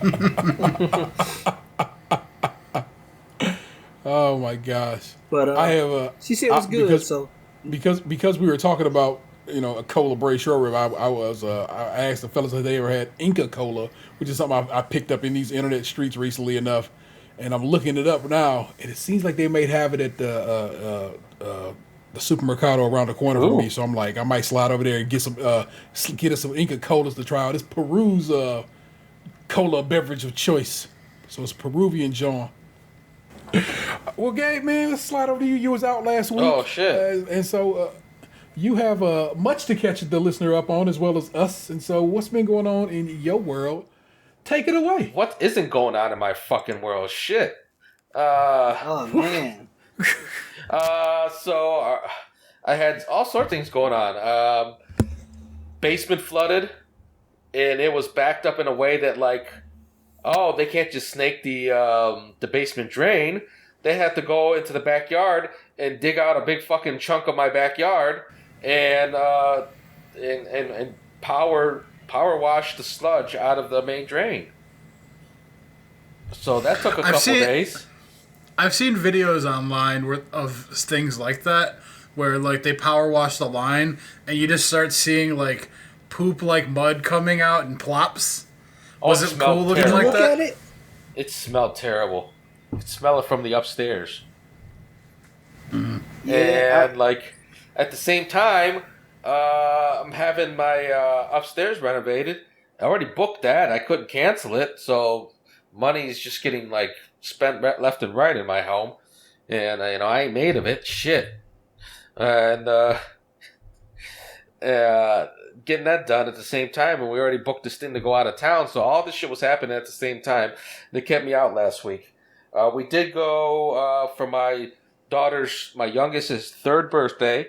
We went to a farmhouse, and we also went to go see cousins of ours who was the maid of honor at my wife's maid of honor at the wedding.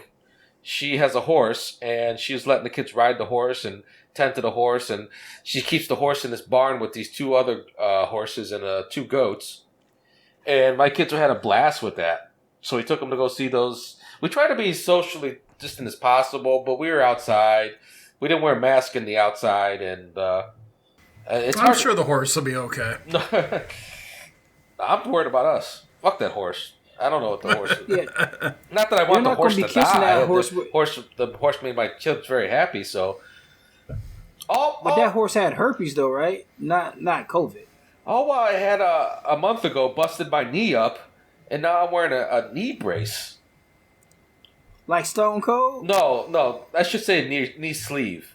Like, I guess more like... Who has a knee sleeve and has a hole in the knee cap? Probably like Triple H, The Rock? Yeah, something like that. Yeah. So like your a lot connection to The up. Rock just keeps growing. I just I'm trying to think of. I'm trying to condense it down to highlights. One of the highlights was just my oldest son, who is 7 years old, decided to square up with one of the goats. So he's throwing What do you mean? What do you mean by square up with the goat? He's throwing punches at the goat while the goat's butting him in the stomach, and they're like trading wins, like going rounds. Who finished that off? Who won that fight? The goat. But my son stood toe to toe with a goat at 7 years old. All time. I would have put my money on the goat. Every time. That's goat money. Every time. The goat didn't have very long horns, so it's not like he can impale my kid. So my kid's not like in danger. I've seen your kids in action. I would have. I feel like the goat would have been a little more mentally tough in the fight. My kids are pretty tough. They're rough and tumble. These two. I got a 7-year-old. They're rowdy. 5-year-old. They've got a lot of spunk in them. I'll give them that. But not goat spunk. Yeah, but not that goat fierceness. that like I'm gonna do whatever I can to hit you in the jejunum. And then my little dog, Boston Terrier, was also getting into it with the goat, and the goat was just butting him, and I'm like, "Oh, great! This goat's gonna give my Boston Terrier a concussion, and I'm gonna have to pay for a vet visit." It's all about money with me, I guess. I mean, I kind of just feel I think about that shit all the time. You should just keep your family away from goats. Yeah, what was it about this goat that like your family turned him so violent? Oh, there's two goats. One was named Daisy, and one was Vanilla. And which one's the mean? Vanilla was the mean one that kept messing with the dog. Daisy only retaliated when my son decided to square up on her. You blaming the white goat as the antagonist? That's a colonizer goat. That's the colonizer goat. Didn't want what the hell does that mean? I don't know. It's just what they call white people. Oh, I thought it was like maybe like a technical term for some sort of like goat herding. I just say it as the white goat is the colonizer. Okay, the brown makes goat, sense now. The brown goat would only retaliate when it was being oppressed.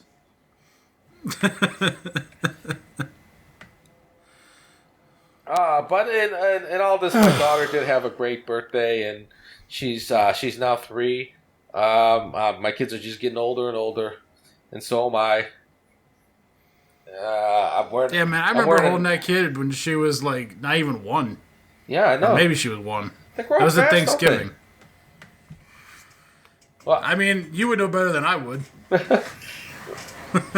I know she was. She was not even 1 when you met her. I mean, I started this podcast with only 2 kids. Now I have twice as many. Don't blame the podcast for what your penis did. Oh no, I'm just giving it. I'm just giving it perspective. And I mean, Anthony's in the same boat. He started this podcast with no kids. Yep, and I have 2. Something about these podcasts giving you 2 kids. I don't know. I'm still divisible by 0. Well, the podcast isn't over yet. It's true.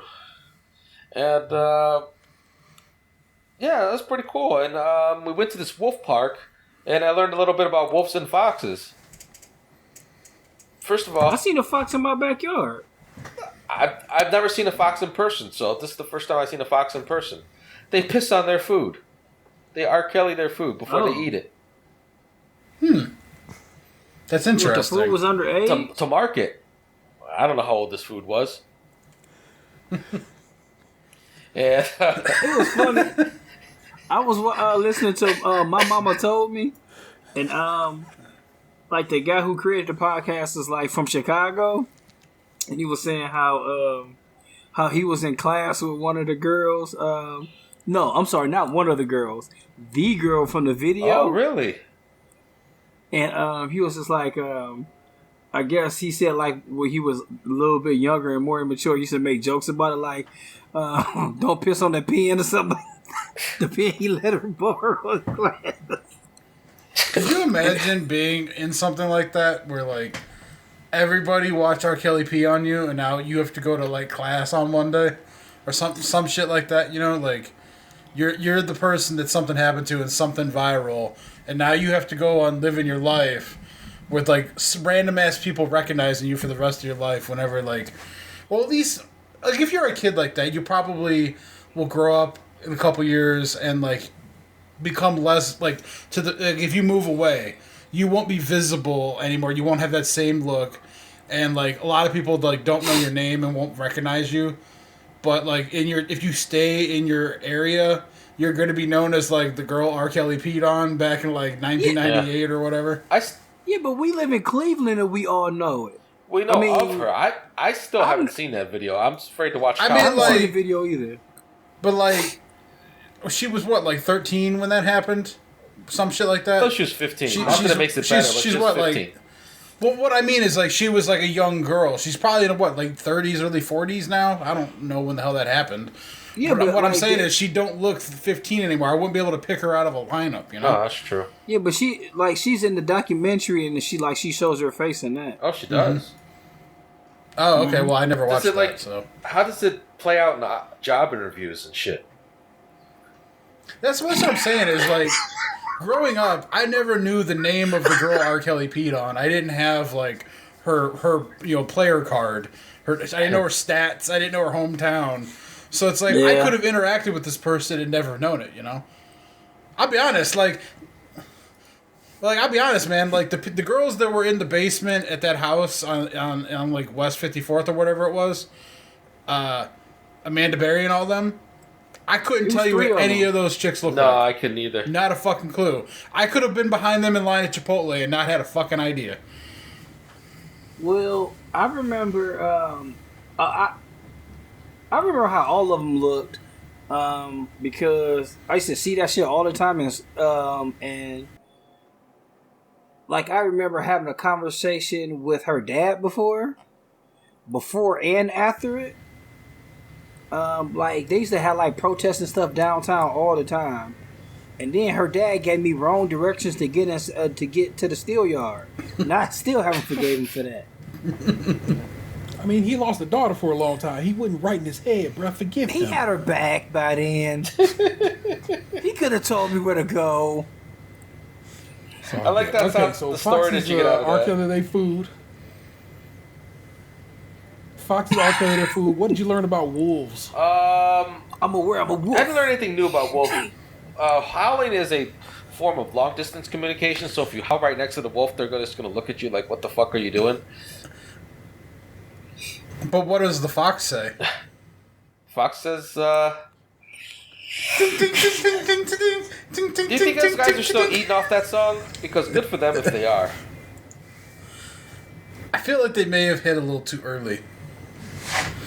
I hope they didn't spend all that money thinking they were going to have more hits. You look down on their sequel, Baby Shark. They did Baby Shark?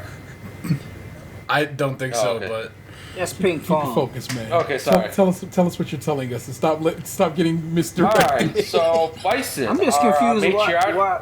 They have bison at this wolf park, and I've never seen a bison in person. And bison is the matriarchal setting, so like women run the show as far as bison go. They have like one man, and they hang out at the outside to fight with other bison, and that's about it. fun fact, I always confuse buffaloes and bison. So do I. Are they not the same? They're not the same. They are the same? Nope. No, they're not the same. Tell me what the difference is. One's a buffalo, one's a bison. Hold on. Bigger They didn't tell that. They didn't tell me that at the park. I say that because, like, you know, Hairy Buffalo around the corner, like, you get, like, bison meat, like, bison burgers or whatever. But, like... Good point. I always, like, wonder why it was Hairy Buffalo, but they serve bison. Shouldn't it be Hairy Bison? You know what? I think they might be the same. Hold on. The other thing I was confused about was, do you not know what foxes are because you're only attracted to cougars? Generally, the buffalo has a larger body than the bison. The buffalo also has bigger horns. The bison has a larger head used for foraging for feed during the winter months. The buffalo has a smooth coat, while bisons have a shaggy winter coat. Buffalo versus bison. What's the difference? Bison also have beards. And so there you go. Bison have beards. Wait, so do buffaloes, are they still around or are they extinct? They are still around. The bison is the scientific name for what is most considered to be the American buffalo. So that's why, you know, Hairy Buffalo is serving up bison. Well, they're endangered. They should stop doing that.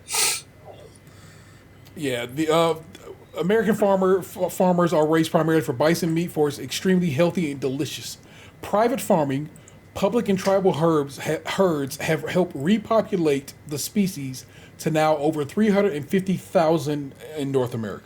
So the bison, the American buffalo, lives on. That's why I was asking, because like when you see like old caricatures of back in the day it was always like a white guy with a cowboy hat and a pistol on the back of a horse, and there was always like a herd of buffalo running through like a field or some shit in the background, and that was the picture of America.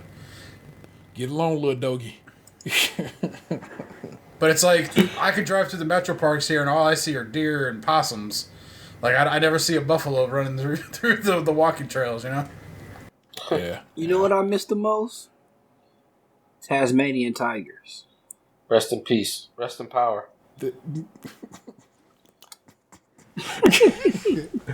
All right, Gabe. What else, man? What else did we do on this trip? You don't have to stick with the trip if you've come to a natural end of the trip. I'm just trying to get caught up on you, man. No, just I feel sad having this knee brace because not this knee brace, this knee sleeve, because like it reminds me of this porn scene I saw once.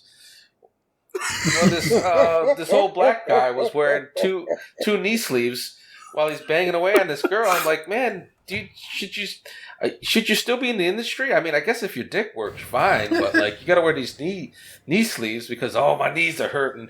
I can't do it like I used to do it. Like, oh, come on. Are you talking about Prince Joshua? I don't know if it was Prince Joshua.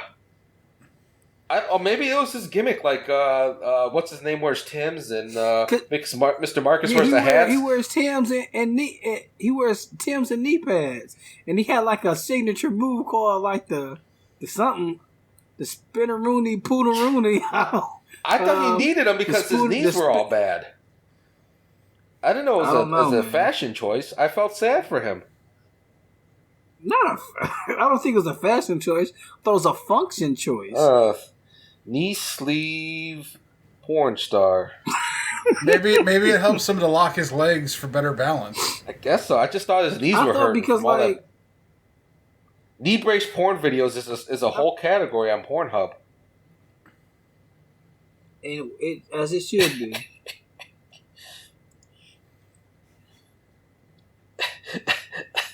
Who's your favorite when you male first porn? brought This up. is an IGN board. Who's your favorite male porn star? And one of the responses, that black dude that wears a knee brace and Timberlands. I guess it is a choice. Oh, okay. It's funny because for this guy and feeling like he's like, yeah. Finally, we turned this podcast around. I thought he needed those. Maybe he does, but he's just trying to be handy capable. Yeah, I just remember one of the things that tickled me is my brother and Prince Joshua followed each other on Facebook, and and like they used to talk back and forth about stuff, and my brother always said that Prince Joshua didn't wear Tim's until he seen him do it, and that's what got him to follow. So he bit his style. Bit your brother's style. Yeah. Oh. Yeah, that was funny. I'm at that age, and being 41, I'm at that age where they're like, yeah, you're just gonna have to go to rehab, and you might be wearing this knee brace for the rest of your life. I'm like, oh no, I don't want that. But this whole Prince Joshua thing, how you all turned around, is like, well, now you can slang dick from your knees. Here come them 2 more kids. Maybe it's unlocking your true calling. This could be your chance to step into the robo-porn game. I think, like you got the bald head, you got the beard, you got on that nice beaded necklace. Mala beads. I could just see you. You just gotta get you some. You gotta get you some Timbs. But since Prince Joshua already wear Timbs, you should wear like some hot top Air Force One. Pia Flyers. I'll be the Pia Flyer porn star. What's the name of that movie where they wear Pia Flyers again? Sandlot. The Sandlot. Sandlot. That could be your your signature thing. Like you got a bat on the back of your neck. You swing. He was Benny the Jet Rodriguez. That could be like a porn name, like Benny Rodriguez. I don't know. Or just the Jet. I don't know if Jet is a good porn star nickname. It makes it sound like you don't last that long. But see, that's the thing, though. You do last long because you got to go out of space for a long time, baby. You drop bombs. That's what it is, man. You really be in there. That's what's going on with your situation. And You gotta, I made the you joke shoot the other fire. day that I named my dick Stonks because it only goes up. So, yep. I guess that changes my perspective on knee braces. Or knee sleeves. I keep calling it a brace. It's a fucking sleeve. It's just a sleeve. yeah, like some of the toughest people wear knee sleeves. You won't even notice it if I'm wearing like- jeans or as long as it's not shorts. I'm fine. I feel like you're I being feel very like you self-conscious about this knee sleeve. I just feel like that I'm not gonna get the physical therapy for a month because that's the first appointment they have available. And I've been in pain. It's my fault, I guess. I hurt myself over a month ago and haven't taken care of it until recently. I think, well, I'm going to say two things. One, I think you should start wearing the leather vest and jean shorts to show it off. Oh, hell yeah. And two, during this quarantine, I feel like I've broken two different things on my body and not having to take care of. I gave myself a bloody nose in the shower last week. Oh, really? You shouldn't jack it down. Damn. I was literally like looking at a bottle. I was reading the back of the charcoal face mask bottle, and I went to like rub shampoo from my beard up to my hair, and I wasn't paying attention, and I basically just punched myself in the nose as my hand was coming up. holy shit. So I at some point during quarantine stumbled, banged my toe into my coffee table, caused myself a blood blister. It hurt real bad, and eventually lost the damn whole toenail. Whole toenail came off my toe. Is it back yet? It is most of the way. It is partially grown back. So gross. I didn't even know it was possible. So whatever. Which But I toe was was at the it? Pinky? my left big toe. Big toe. toe. So imagine that. No. So I was at the doc Monday for some other shit, and I was just like, hey, while I'm here, doc, this is my new doctor. He'll be my new primary. I was like, let's run through everything that's fucking up right now with me. Let me tell you about this toe. I go, this is what happened, and I go, I know I probably should have got checked out sooner. Blah blah blah. I'm like, I just don't want to believe that I fucking broke my toe. And he goes, nah, but you probably did bruise the shit out of your bone, which will hurt for a very long time, even after the fact. Because like the other day I was walking, I've been trying to walk more when the weather's like nice. Today I didn't get out at all because it was like 28 degrees. And my toe just be hurting. I'm like, God damn, this shit hurt like a motherfucker. But he's just like, nah, you probably just gave yourself a nice little contusion. Because I can move my toe just fine, so he doesn't believe I broke it. But I did hurt the shit out of it in a way that caused me to, lose a toenail. I was in the house, and my youngest son, was on the floor, but so I'm walking like towards, I guess like towards our bedrooms, and he like gets underneath me, and so in order for me not to hurt him, I just braced myself on the wall. But I did it too quickly, and I bent back my pinky finger. Like this. Man, I'm like, I probably broke that. But it didn't hurt real bad. But it hurt. It hurt for like 2 months. Shit. And I'm just now being able to bend it all the way now. You had 2 months. This is what it is. This it's aging. It's just, it's been way long since I fucked this toe up, bruh. So you are not alone. We're just dudes who just be like, we'll get to it when we get to it.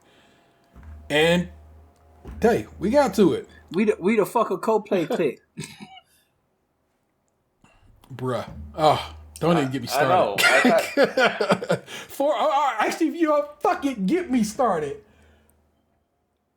Late last year, early this year, our insurance company, our work insurance company was like, we turning off your health spending card because you bought something at somewhere and we don't think, and we asked you for a receipt, you ain't give it to us.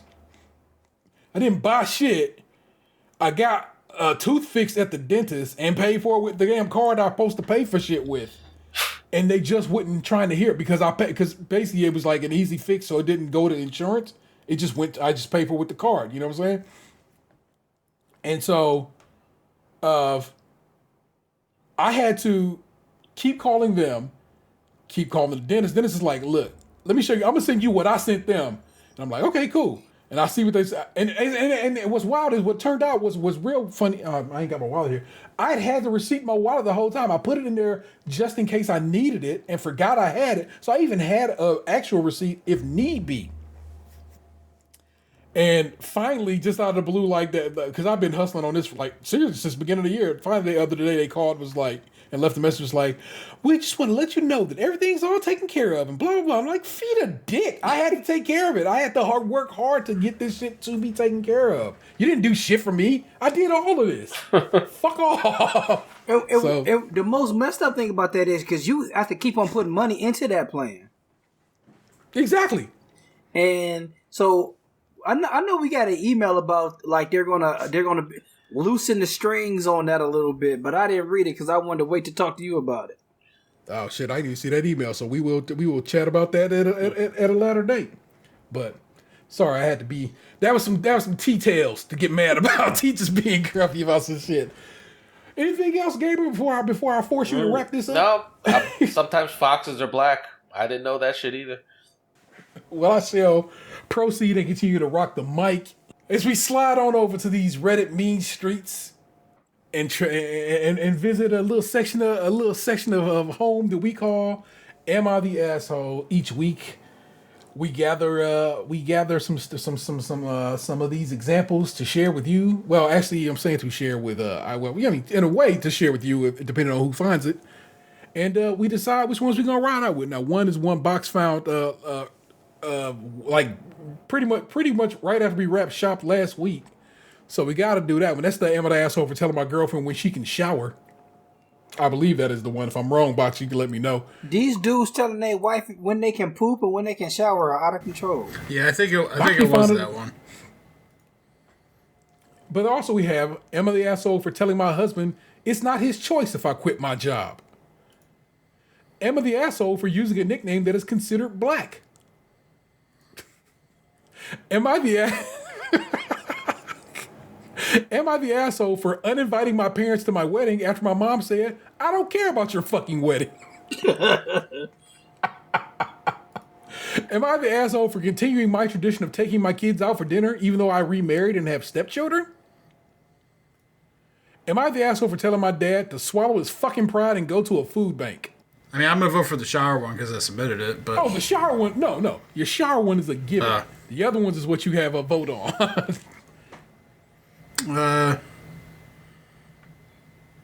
I want to hear about the mother.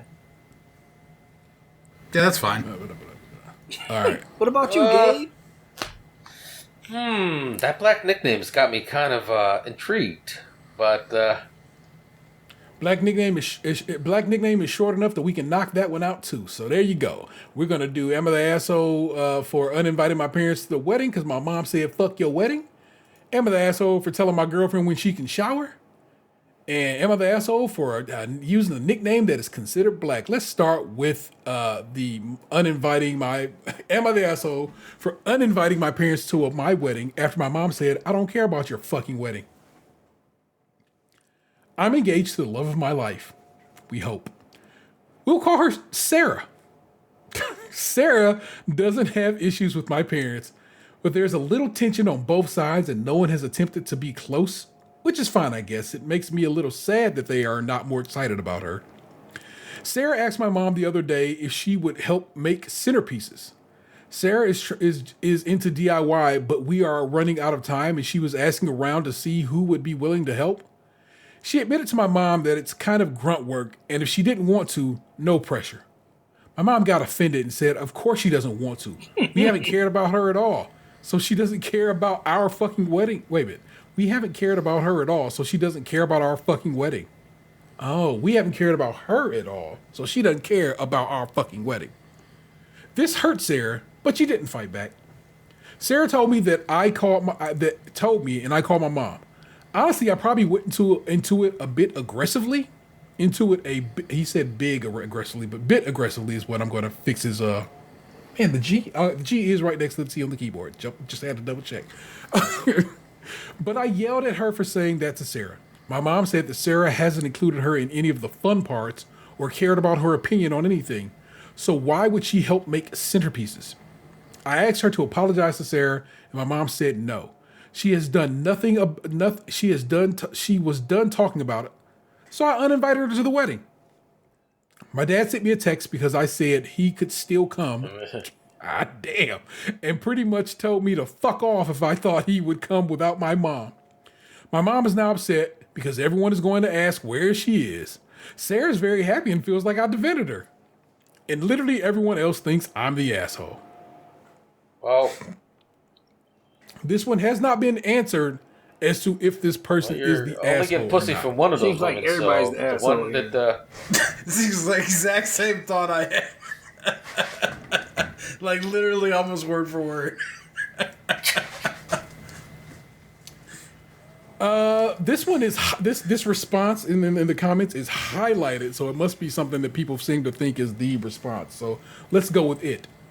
Question: is your mom right? Was she not included in any of the fun stuff? Because if she wasn't, then I totally get why your mom would be upset, even if Sarah asked her politely. Edit.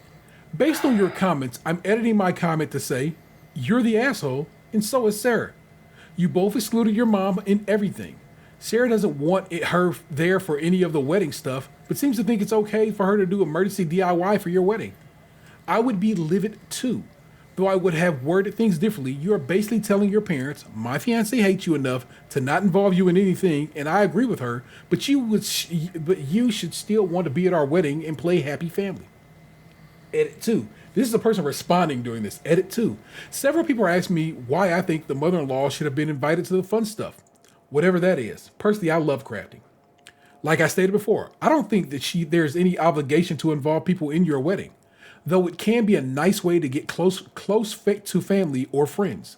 The reason why OP and fiance in my eyes are the asshole, because they excluded mother-in-law in everything, have disrespected mother-in-law's family, religion, and culture on several occasions, and got angry that she is hurt. Because click on the OP's name to see his response and see what I mean. And it's fine if you disagree with me, and this is just the opinion of a boring 30-something married lady and mom who had the flu and spends too much time on Reddit now that she's sick in bed. So basically, there's other shit down here in the responses. I missed some shit. So let's click on this man's name, this user's name, and let's see. Let's get some responses. Load more comments. Here, I'm just going to read you what is there, because I guess the loading is taking its sweet time, because sometimes Reddit behave that way. He was responding. This is the OP responding to somebody else saying he's an only child, isn't really in. I guess who's an only child? Only child. She isn't really enmeshed, but she had her ovaries removed because of cancer very young, and I think she resents that I'm the only kid she has, and I'm not the kid she wanted. I don't know where that comes from. Jesus. So this is your mom's only chance to see her children get married. If it makes you feel any better, multiple cousins threatened to crash and destroy the wedding, so maybe they'll let my mom plan their wedding someday. Just by that alone, I'm already like, oh yeah, you are an asshole. You're just a shitty fucking piece of shit. Wait, people are gonna crash the wedding? I'm not saying that mama was right. I guess his cousins are gonna crash the wedding, which I'm like, I guess. This family sounds all fucked up. Indeed. Ooh, that's too long to read. Jesus Christ. Yeah, everybody's fuck them all. I'm upset with that whole fucking thing. I close it now and walk away from it and not look back at the explosion. This all sounds like some shit that I'm glad that I'm not involved in. Exactly. Am I the asshole for telling my girlfriend when she can shower? Now, to me, I immediately go, what the fuck? Reddit says not the asshole, so let's dig deeper.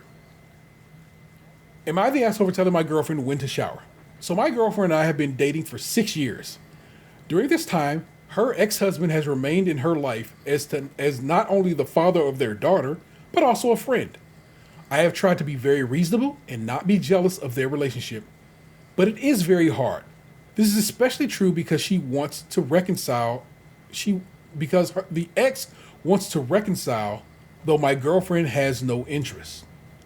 I should also mention that he is a very wealthy man. To avoid lots of backstory and details, you think so, but there's a lot of stuff written here. To avoid lots of backstory and details, suffice to say that things have gotten progressively worse where the ex is concerned. She spends almost every evening with him. They usually go eat about every evening together. They're fucking.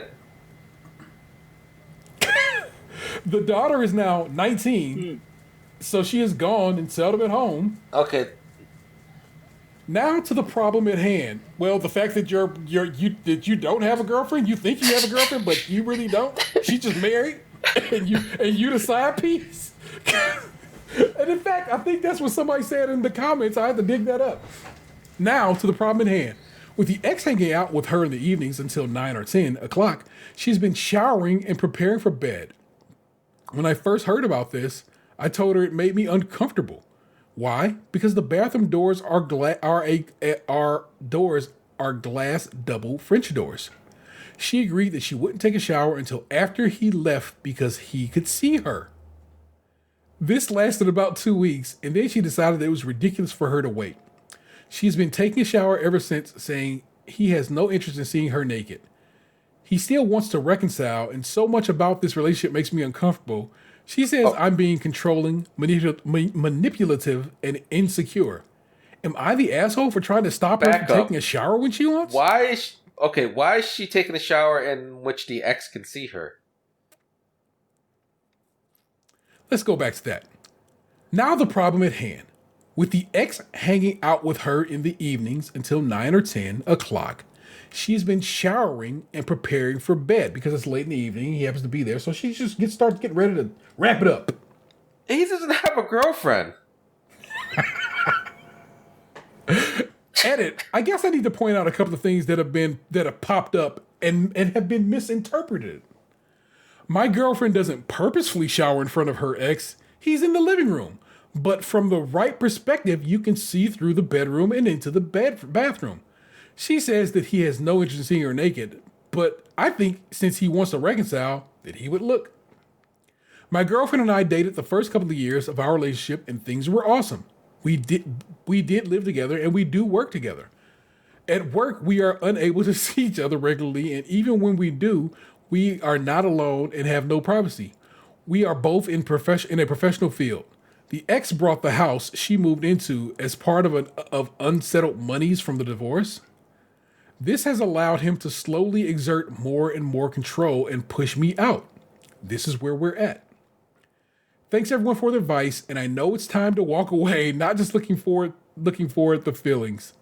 I really do appreciate everyone's comment and support. My family's been pushing me toward going to counseling, and I think it's time to look into that. Thank you, everyone. Too long didn't read.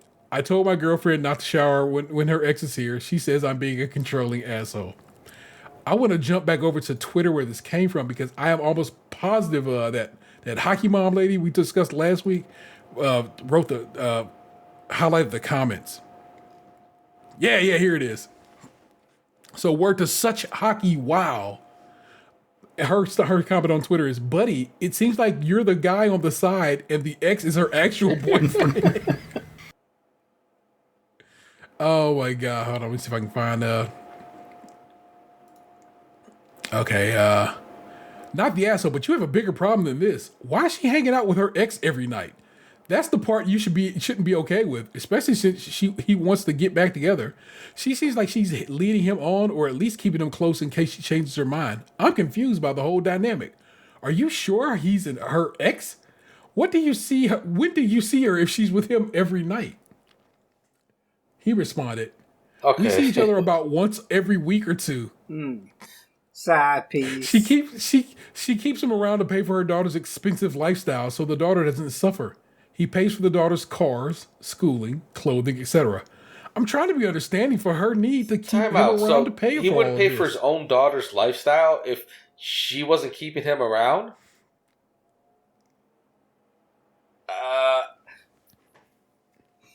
Can I ask, somebody else responded, can I ask the ages of everyone involved? And his response is, I am 42, she is 41, the ex is about 60, not sure, and the daughter is 19. And someone responds, oh, sweetie, that is not why she keeps him around.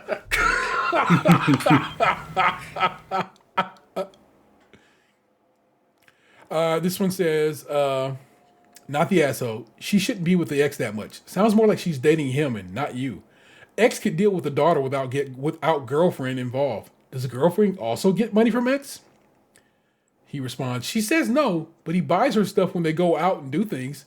Usually dinner, out for the most part. He will buy her expensive items every so often. He bought her a Gucci purse for Valentine's Day.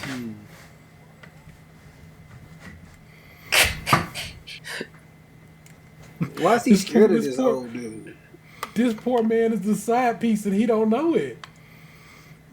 It's so sad. Yeah, talk about burying the lead in that article, that question. He need to fight that old man. Does that old man even know he exists? Yeah. Yeah, they're in the apartment together, right? Like, she's showering, and, like, they live together, it said, right? Did they say it was an apartment? Because it seemed like the richer you are, the more glass you got in your house. He did say house, but he also said they did live together, but they only see each other about every couple of weeks now. Meaning they don't live together no more, bro. And they may have never lived together. I'm going to read you this last set of comments that makes me chuckle. You're not the asshole, but you are being played for a fool. As a woman, I can tell you there's absolutely no reason I am showering in front of my ex unless I'm on fire or have been covered in honey on an anthill and he's still a friend. That alone is a red flag. Spending every night with him, dinners, she's dating her ex, and you're the roomie.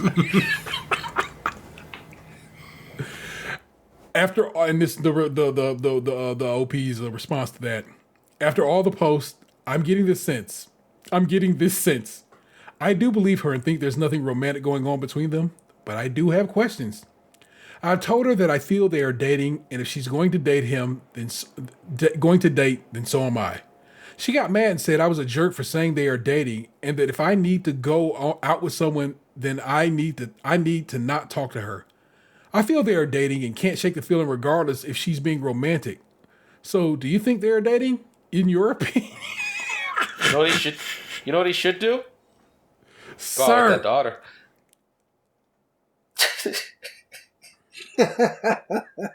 Yeah, I mean, if he hasn't been, like, it depends on how long he's been with the mom. Oh, said 6 years. Never mind. So that kid was 13. Yeah, it's kind of a Woody Allen situation. Yeah, I'm about to say, don't Woody Allen this. Don't Woody Allen this. That's exactly what I was going to say. That's a heartbreaking documentary, boy. Jesus Christ.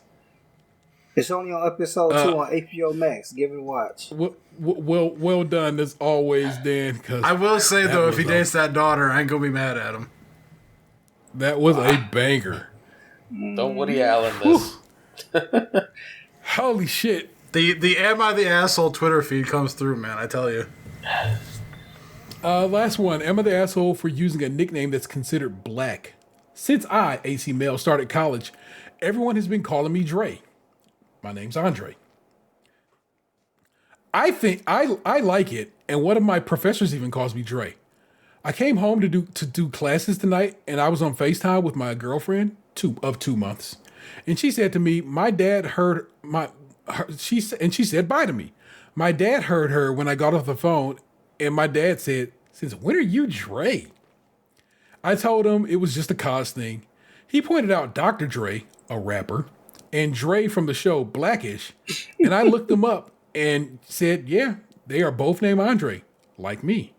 Then he said they are both black and that it was inappropriate at best for me to use Dre as a nickname.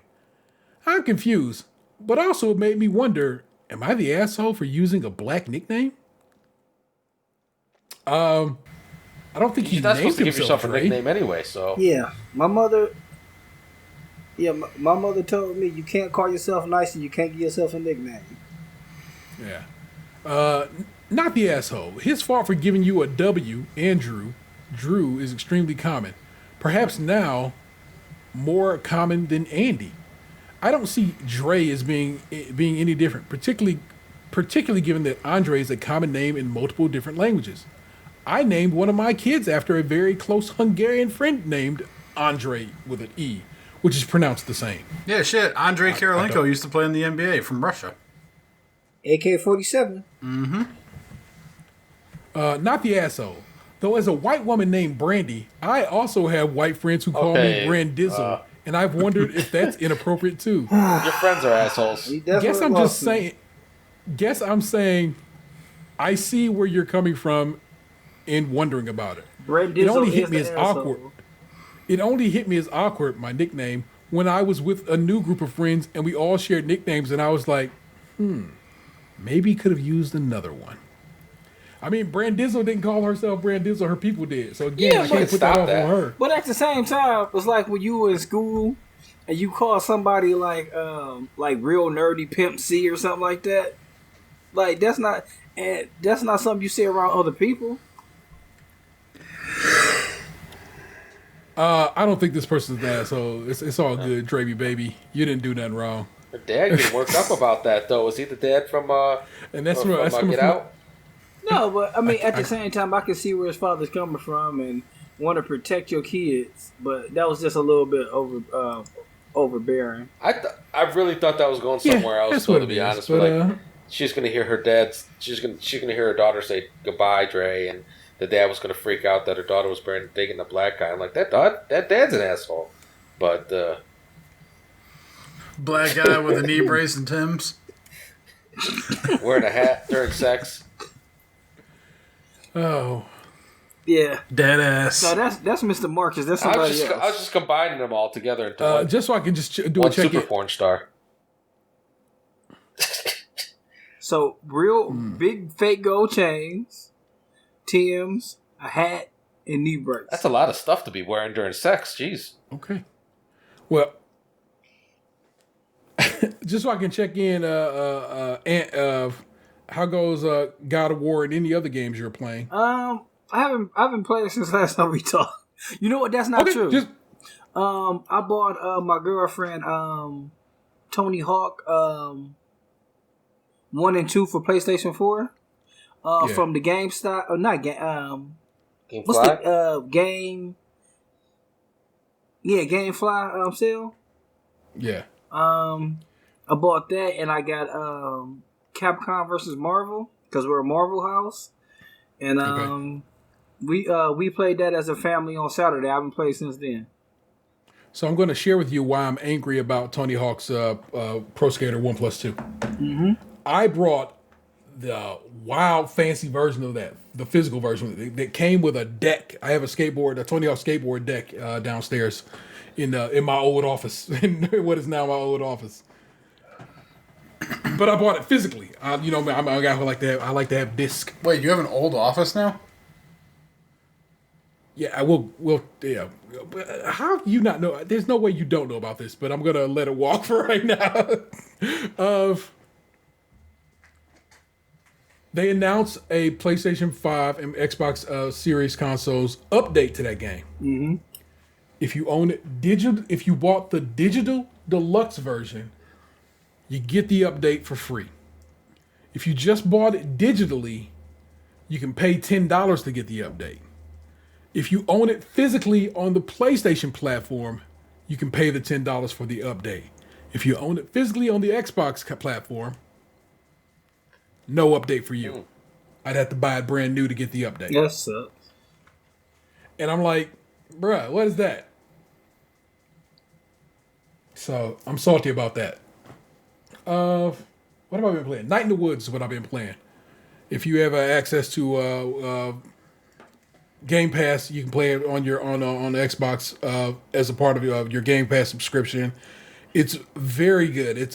I know it seems like basically just a walking back and forth kind of simulator kind of situation, but it really is telling a pretty interesting story, and I kind of want to get back to it and see where the story is going. I have not finished Hitman, and what is coming down the pike?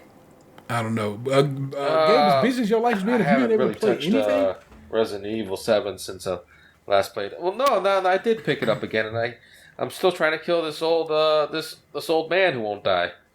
Alrighty. Was you watching your wife in the shower? That's why I shot him in the head. Yeah, gotta do it. Box, what's that game you be playing on your tablet, man? I know that is the game you play. I play Clash of Clans and Summoner's War. Summoner's War, yeah, that's the John, that's the one. You and how goes it? Still summoning, still clashing.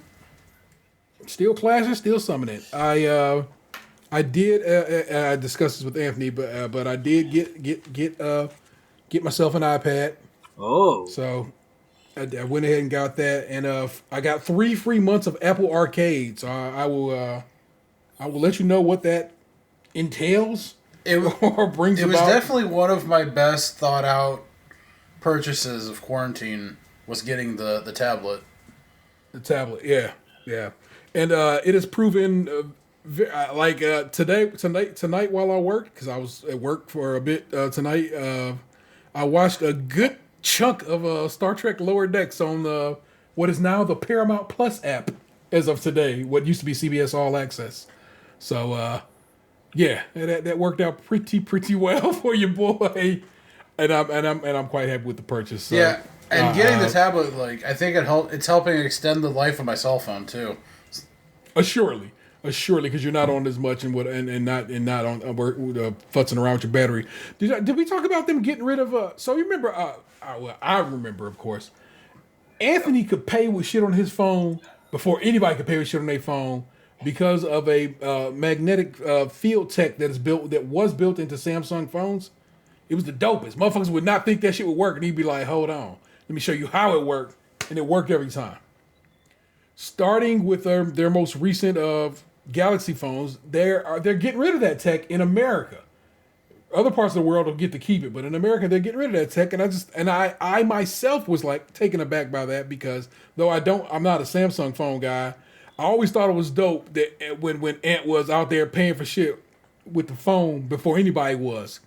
Yeah. But Ant always been a phone trailblazer. My nigga had to Google one. That just seems kind of counterproductive to contactless payment.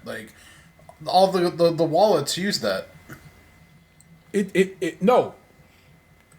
Near field communication, NFC shit will still work. The thing that worked with other things, like I said, the way Ant had it back on that note back in the day was, even if it didn't have near field built in, what it basically did was it was spoofing a magnetic strip on a card, and that tech is what they're getting rid of. Your phone right now can do it. You know what I'm saying? But start with this model, this year's of Galaxy. I'm Galaxy. I'm rocking the Note from 3 years ago. I've had my phone for over 2.5 years now. Yep, I remember because you bought that bitch new. Mm-hmm. Yeah. So they're getting rid of that technology in America, which is, like I said again, that's so weird to me. It's I get it. They argue that more people are making contactless payments available via NFC, but clearly not if you're only getting rid of it in America and not elsewhere in the world. So it's just weird that. Well, I've learned a lot lately about the different financial programs, because there's another one that's trying to come up that's somewhat overseas, and they're trying to work their way in the American market. So I've learned a lot about the user bases, for PayPal. They own Venmo. They bought Venmo a while back, but PayPal, Zelle. The one that's trying to come up is Humble. You have the Google Wallet, the Samsung Wallet. All these different platforms are trying to make their own contactless pay, and they're fighting for a large market share because the whole world uses these platforms, but there's no worldwide leader in payment option right now. There's a lot of contenders that are all kind of sharing similar market cap sizes. So it's definitely it's an emerging market of sorts. Like there's a lot of innovation and a lot of people to win, like users base to win over in that field. The problem comes in because American regulations are different than other countries. So like the one that's trying to work their way into America, that like they have platforms in other countries, they do like digital currencies, like Bitcoin type stuff, and they're trying to work in like, they're trying to become like a one-stop shop for all things like digital. Like they just bought Tickery, which is like a kind of like a Ticketmaster for like primarily in like the Latin American countries. So like they're trying to get into the ticketing game. They have like a crypto, finance sector. They do like digital. They do digital payments. They're trying to make it so that like everyone uses their product because they have all the different services under one hood. Whereas like PayPal only does currency. They're moving into digital like crypto, but like they're not there yet. And like all the other ones really just kind of move cash from place to place. They don't offer all those other services that this one's trying to do. Yeah. I don't think I want all that shit under one roof. I get it. There's a certain level of convenience, but it's also me handing over a little too much juice to one spot. Yeah, it's convenience, but with convenience comes risk. Yeah. Yeah, so I don't fuck with that. But there you go, people. We just gave you a show. We do it just about every week with little... Oh, wait a minute. We'll get there. But you know how we roll. As always, I ask you to do this. Please rate, review, rate, review, and subscribe to the show wherever possible. Go give our YouTube channel a subscribe as well, and like our videos. Go follow us on Twitch. We don't stream as much as we want to, but like I said, I have the ability. I have it all set up. Key light right here, mic right here, the Elgato sitting right to my side. And in fact, if I could reach back here right now, I even have a network cable over here, so I could have a wire connection when I do have my consoles over here in the desk area to play video games with. So I'm telling you, man, it's we ready. You just got to do it more often, and because I lead a very busy life, and I'm raising kids and living life. It's more challenging than you think to sit and play video games sometimes, especially to sit and play video games and still talk to you while I'm doing it. Way more of a challenge than you think it is, but still. If you want to support the show financially and have a few bucks to toss away, well, you can join our Patreon, where members at the $5 and above tier get extra content each month and early access to new shows. And also, at some point, we're probably going to give them some videos of us doing this shit. And I mean, like, they can watch us do this shit if they are so inclined. Why you want to sit and watch us do this shit live? I don't know, but some people do. Some people seem to think that some people watch live podcast production. They fuck with it. So I do on YouTube. See, there you go. And like I said, this allows this particular platform allows us to push live on everything all at once. We could be on Twitter, Facebook, Twitch, and YouTube, all just going at it. So that's kind of dope. But we have not used that power yet, so worry not. And feel free to give us a call at 216-302-8763. Brace yourselves. 216-302-8POD. And speaking of which, I've not heard it, and I didn't even read the transcript yet. But once again, I know the pod sister has called in with a little something. This is a minute 28. 10 seconds less than her last message. Let me crank this phone up and let's all join in together and see what we have here. Ooh, let me put it on speaker. Play. Hey, it's the pod sister. How well Dan knows me. Yes, I am calling because of the episode, The People's Blowjob. So, to be fair to my brother, a mouth is not just a mouth. If that's what she's saying, she doesn't know any better, because we all know that Gabriel would get the most electrifying blowjob in the world from The Rock. Why? Because I feel like men know what other men like. And I honestly, and I don't know if anybody's ever pointed this out to my pod brother here, but The Rock looks a lot like one of our other relatives. You know, the older one. The one that doesn't look like he's related to us. I don't know which one she's referring to. it's kind of creepy. It's super creepy that was where she went. Have you said something to her to make her think that there may be some like Ted Cruz like desires involved in here? Just wondering. Anyway, I'm not going to give any blowjob tips today, unless you want them. But because I have that $50,000 mouth. But if you have questions as to why I have that $50,000 mouth, feel free to ask. Talk to y'all later. Bye. I don't want to ask. I'm not going to. I totally want to know why she has a $50,000 mouth. You Though.